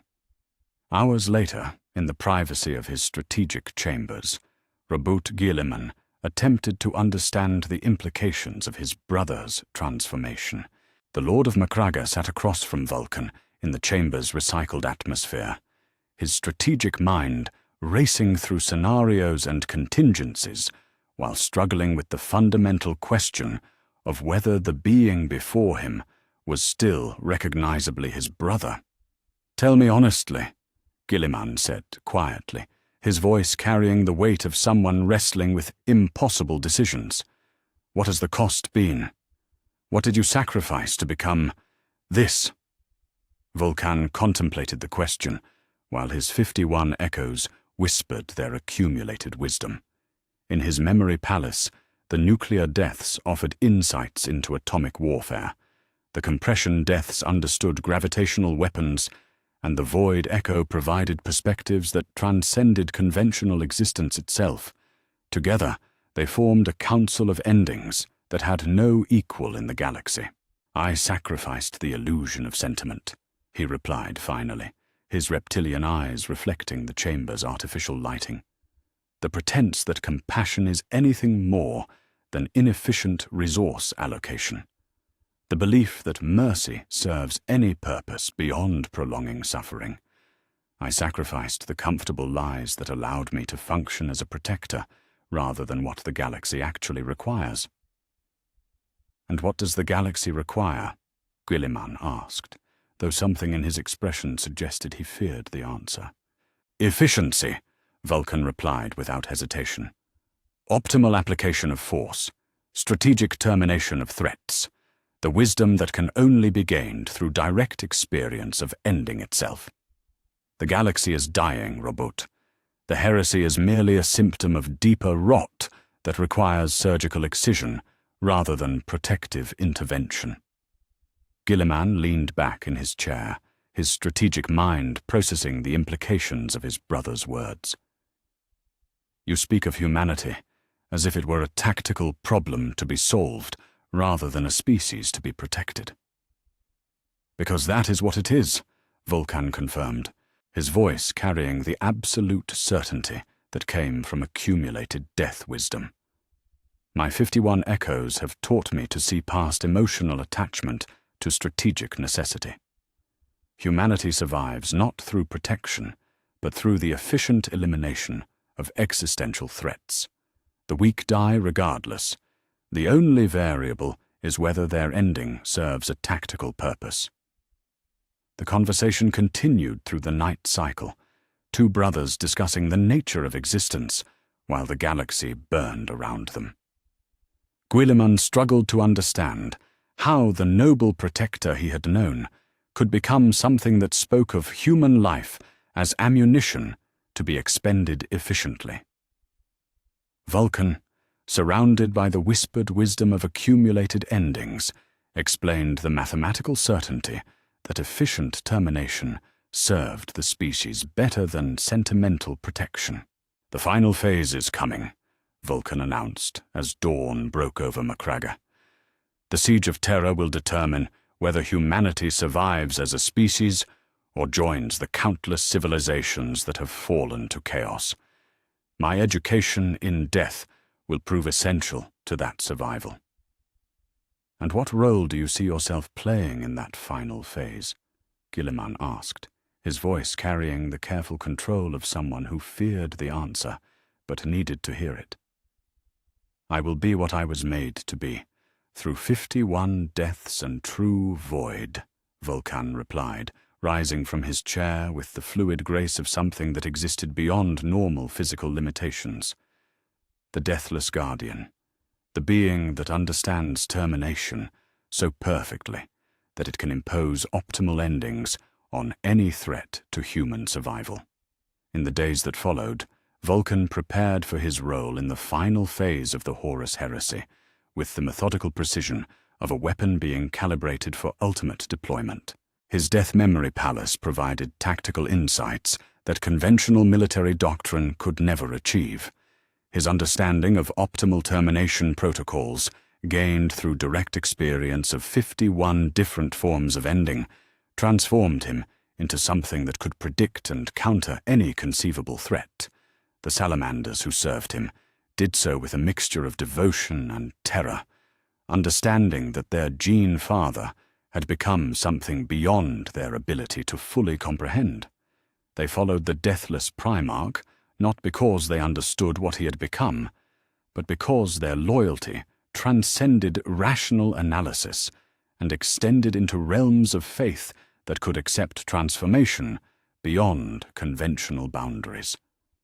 But in the quiet moments between strategic planning sessions, when Vulkan found himself alone in his transformed consciousness, he sometimes wondered about the cost of his education. 51 echoes whispered constant tactical advice, their accumulated wisdom providing unprecedented strategic advantage. But somewhere in the depths of his memory palace, almost completely overwhelmed by the chorus of endings, a single quiet voice still spoke of protection rather than termination, of mercy rather than efficiency, of love rather than optimal resource allocation. It was the echo of what he had been before Istvan Fi, the compassionate Primarch who had forged weapons to protect the innocent rather than eliminate threats. That voice had become barely audible in the symphony of accumulated death wisdom, but it persisted with stubborn determination, offering a perspective that 51 deaths had not quite managed to erase completely. "Am I still Vulkan Hestan?" he asked the empty chamber, his voice carrying a note of uncertainty that would have been impossible before his transformation. "Or am I something else, wearing his form, using his memories, speaking with his voice?" The 51 echoes provided no answer to that question. Death wisdom could teach optimal termination protocols, strategic asset deployment, and efficient resource allocation.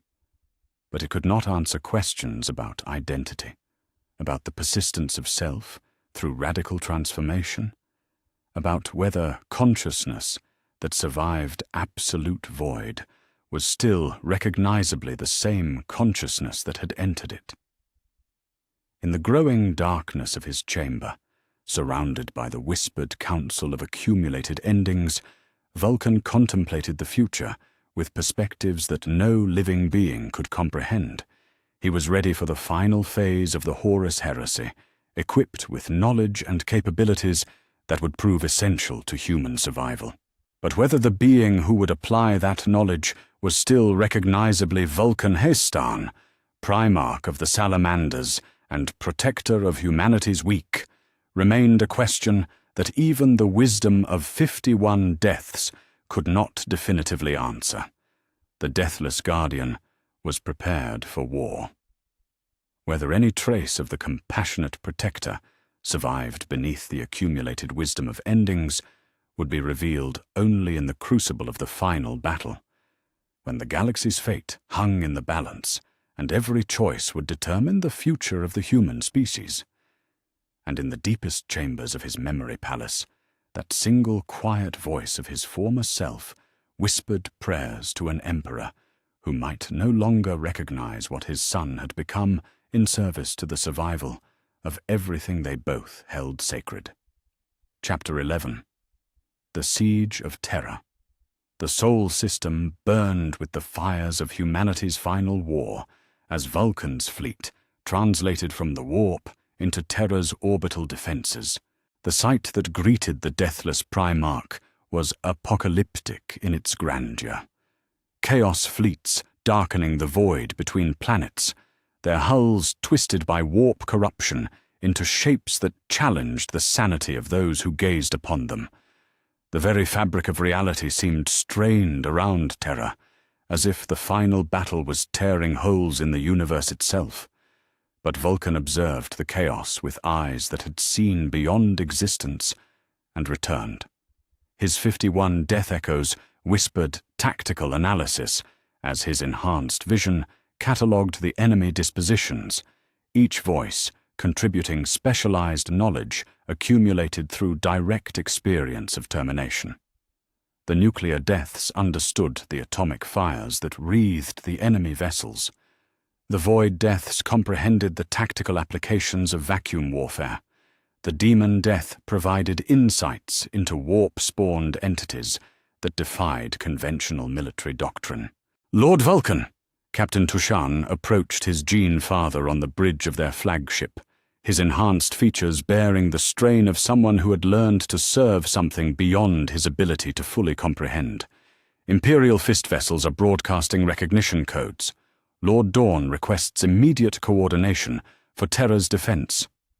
Vulkan nodded, his massive form silhouetted against the viewport that showed Terra's scarred surface. Entire continents had been reduced to ash and glass by orbital bombardment, while massive siege engines the size of cities crawled across the devastated landscape. But his transformed consciousness was already analyzing the tactical situation with perspectives that no living commander could achieve. "Signal our approach," he commanded, his voice carrying harmonics that suggested multiple consciousness speaking in perfect unison. "Inform Rogel that his brother has returned with knowledge that will prove essential to Terra's survival." The reunion with his surviving brothers took place in the depths of the Imperial Palace, within reinforced chambers that had been hardened against both conventional weapons and demonic incursion. Rogel Dawn stood before tactical displays that showed the siege's horrific progress, his stoic features bearing the weight of defending humanity's birthworld against impossible odds. Beside him, Sanguinius maintained his angelic beauty, despite the blood that stained his golden hair, evidence of the brutal close-quarters fighting that had characterized the siege's early phases. When Vulkan entered the chamber, both Primarchs turned to greet their brother, but their expressions of relief quickly shifted to something approaching horror as they recognized what the deathless Primarch had become. His presence filled the chamber with an authority that seemed to bend reality around his will, while his eyes reflected depths that no living being should possess. "Vulkan," Dawn said carefully, his enhanced senses detecting psychic emanations that defied classification. "You have changed since Istvan.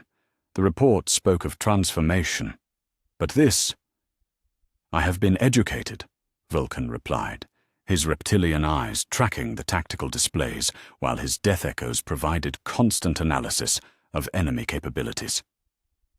51 deaths have taught me lessons about optimal termination protocols that conventional military doctrine cannot comprehend. I have come to apply that knowledge to Terra's defense." Sanguinius studied his brother with the kind of careful attention one might use when approaching a dangerous predator. "The nobility that once defined you," he said quietly, "it seems diminished. What remains in its place?" "Efficiency," Vulkan answered without hesitation. "Strategic necessity, the wisdom to see past sentiment and emotion to the fundamental requirements of survival. My death echoes have taught me that victory requires optimal resource allocation rather than sentimental protection of the inefficient."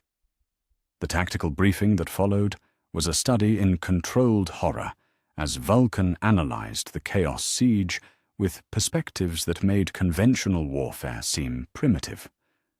His accumulated death knowledge allowed him to predict enemy tactics, identify vulnerabilities in demon spawn formations, and recommend counter-strategies that no living commander could have conceived. "The Word-Bearer's ritual bombardment patterns," he announced, manipulating the tactical displays to highlight specific siege positions. Their deployment follows the same psychological triggers as the 17th death, gradual psychological erosion rather than immediate destruction. The counter-strategy is to embrace the inevitability of structural failure, rather than attempting to prevent it entirely. Dawn and Sanguinius exchanged glances that mixed tactical appreciation with profound unease. Their brother's recommendations were undeniably effective, but the source of his knowledge made even veteran Primarchs uncomfortable. Vulkan was discussing defensive strategies based on his personal experience of being systematically tortured and killed, his own trauma transformed into tactical advantage. "The Emperor's children, sonic weapons," Vulkan continued, his voice carrying the clinical detachment that had become his defining characteristic.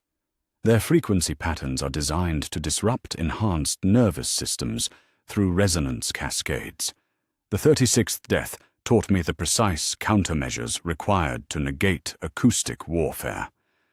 As the siege intensified over the following days, Vulkan's role as the linchpin of Terra's defense became increasingly apparent.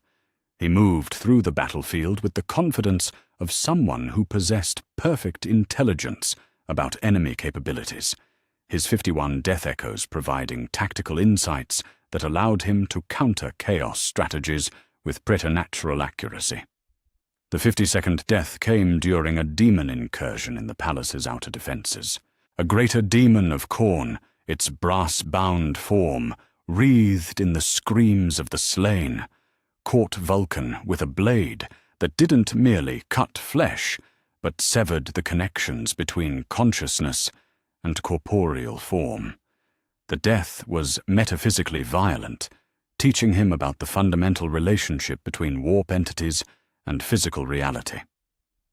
When he rose from demonic dissolution, Vulkan's accumulated wisdom included new insights into chaos tactics, warp-based weaponry, and the psychological warfare applications of entities that existed beyond normal space-time. The demon death provided expertise that allowed him to predict and counter subsequent incursions with surgical precision. The 53rd death was gravitational, caused by a Chaos Titan's void shield collapse that created a localized black hole in the palace's courtyards. Vulkan experienced the sensation of being stretched across infinite space while simultaneously compressed to a mathematical point, his consciousness cataloging the process with scientific detachment.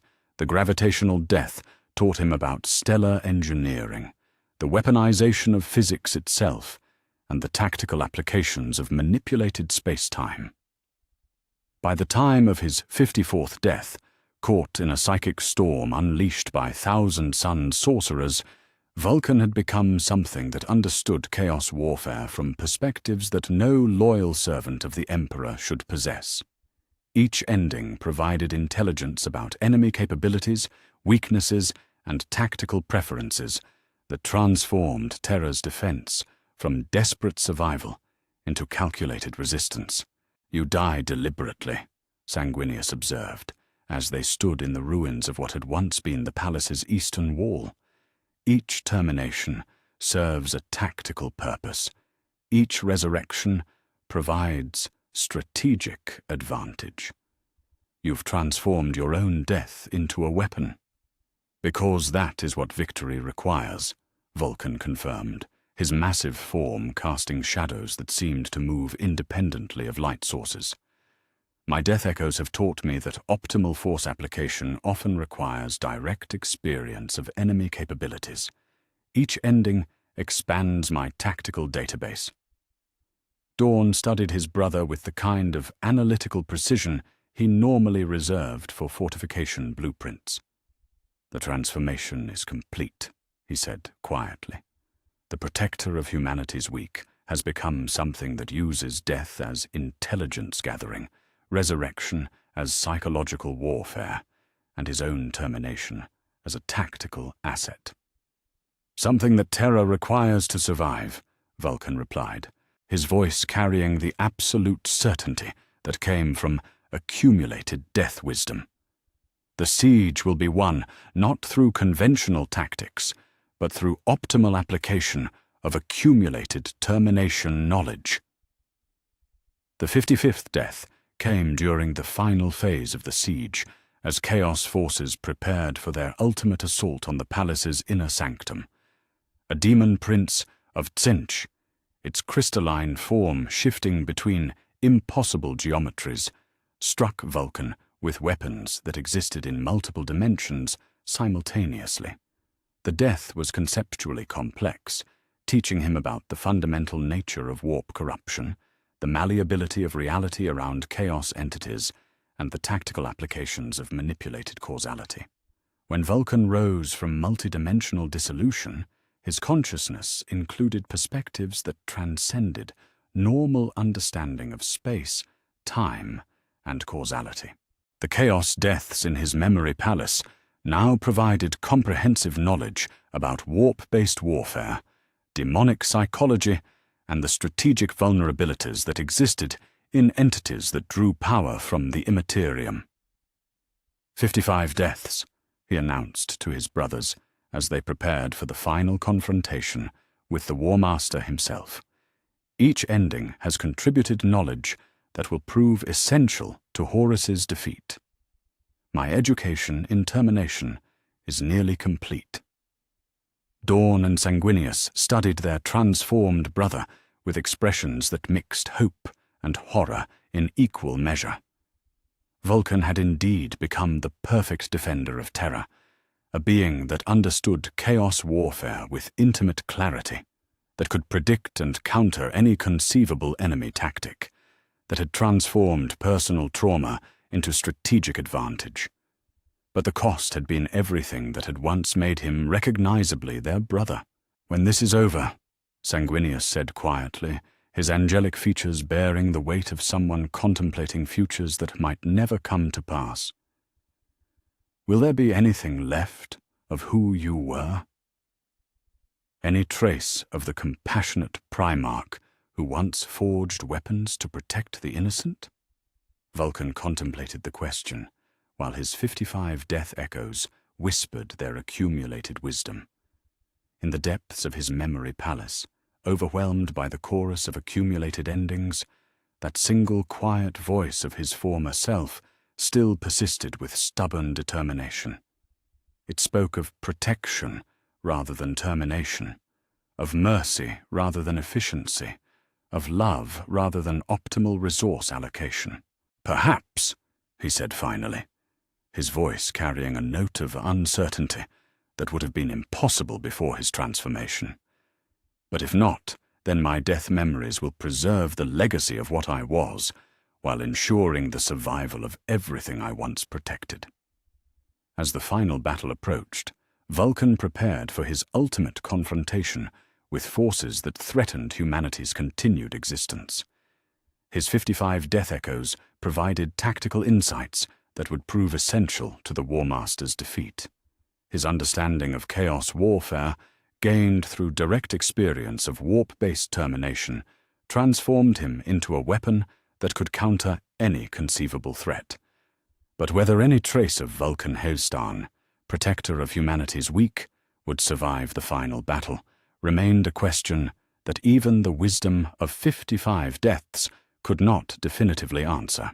In the crucible of Terra's siege, surrounded by the accumulated knowledge of every form of ending, the deathless Primarch prepared to discover whether transcendence through death could preserve not just tactical advantage, but the fundamental values that had made his sacrifice meaningful.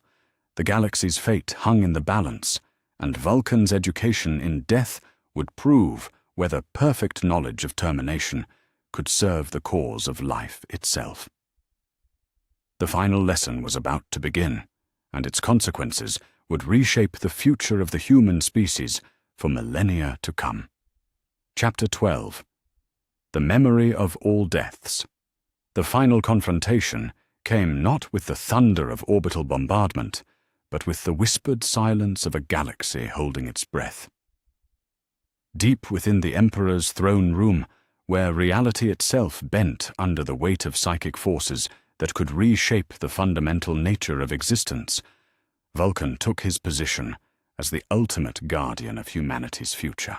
55 death echoes whispered their accumulated wisdom, while the void echo provided perspectives that transcended the normal boundaries between existence and termination.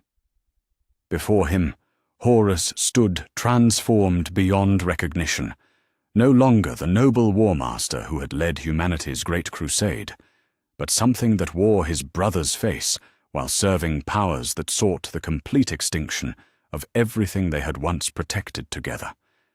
Chaos energy writhed around his massive form like living darkness, reality warping and twisting in patterns that hurt to observe directly. "Vulkan!" Horus spoke, his voice carrying harmonics that suggested multiple entities speaking through a single throat. Still clinging to Father's dream? Still protecting a species that fears what you've become? Your own sons whisper about you in terror, brother. What exactly are you protecting? "The future," Vulkan replied, his reptilian eyes tracking the chaos energies that surrounded his fallen brother, while 55 death echoes provided tactical analysis of unprecedented complexity. Every ending I experienced taught me the value of what continues after termination. Every death revealed new aspects of what must be preserved. The battle began with forces that transcended conventional warfare. Horus struck with weapons that existed in multiple dimensions simultaneously, their impossible geometries cutting through space-time itself. But Vulkan had experienced multidimensional death during the siege. His 55th ending had taught him to perceive and counter attacks that operated beyond normal space-time constraints. The 56th death came as Horus unleashed the full fury of the Chaos Gods through demon-forged weapons that didn't merely end life, but consumed the very concept of existence itself. Vulkan felt his consciousness being devoured by entities that fed on the fundamental forces that made reality possible. But even as he experienced conceptual dissolution, his transformed mind was cataloging the process, learning how chaos corruption affected the metaphysical foundations of being. When he rose from conceptual termination, Vulkan's accumulated wisdom included knowledge about the deepest nature of chaos corruption, the vulnerabilities that existed in entities that drew power from the warp, and the strategic applications of fighting opponents who existed beyond normal physical limitations. The conceptual death provided expertise that allowed him to engage Horus on terms that the War Master had not expected. "Impossible," Horus snarled, as Vulkan countered his next assault with perfect precision. "That weapon should have unmade you entirely.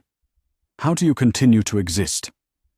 "Because I have learned to exist in the spaces between existence and termination," Vulkan explained, his voice carrying the accumulated wisdom of 56 endings. "My death echoes have taught me to persist through forms of destruction that most consciousness cannot comprehend. You cannot end what has already learned to transcend ending itself." The 57th death was temporal. Horus had gained access to weapons that operated by erasing targets from the timeline entirely, unmaking them not just in the present, but across all possible futures and pasts. Vulkan experienced the sensation of being removed from causality itself, his existence becoming a paradox that reality struggled to resolve. But the temporal death taught him about the nature of time, causality, and the persistent threads that connected consciousness across different temporal states. The 58th death came from psychic weapons that attacked the fundamental connection between consciousness and identity, attempting to scatter Vulkan's sense of self across infinite possible variations of existence. But his memory palace had become more than a mental construct. It was an actual realm where consciousness could persist, independent of physical form, identity, or even temporal consistency. The identity death provided insights into the malleable nature of self and the core elements that remained persistent, despite radical transformation. As the battle continued, something unprecedented began to occur. With each death and resurrection, Vulkan was not just countering Horus's attacks, but learning from them, incorporating the War Master's own tactical knowledge into his accumulated death wisdom. His 58 death echoes were providing real-time analysis of chaos strategies, demon psychology, and the fundamental weaknesses that existed in entities that served the dark gods. "You're studying me," Horus realized with growing amazement and horror. "Each time you die, you learn more about my capabilities.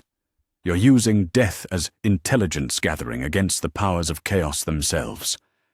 "Every ending teaches," Vulkan confirmed, his massive form moving with predatory grace that seemed to bend reality around his presence. 58 deaths have educated me in every conceivable form of termination.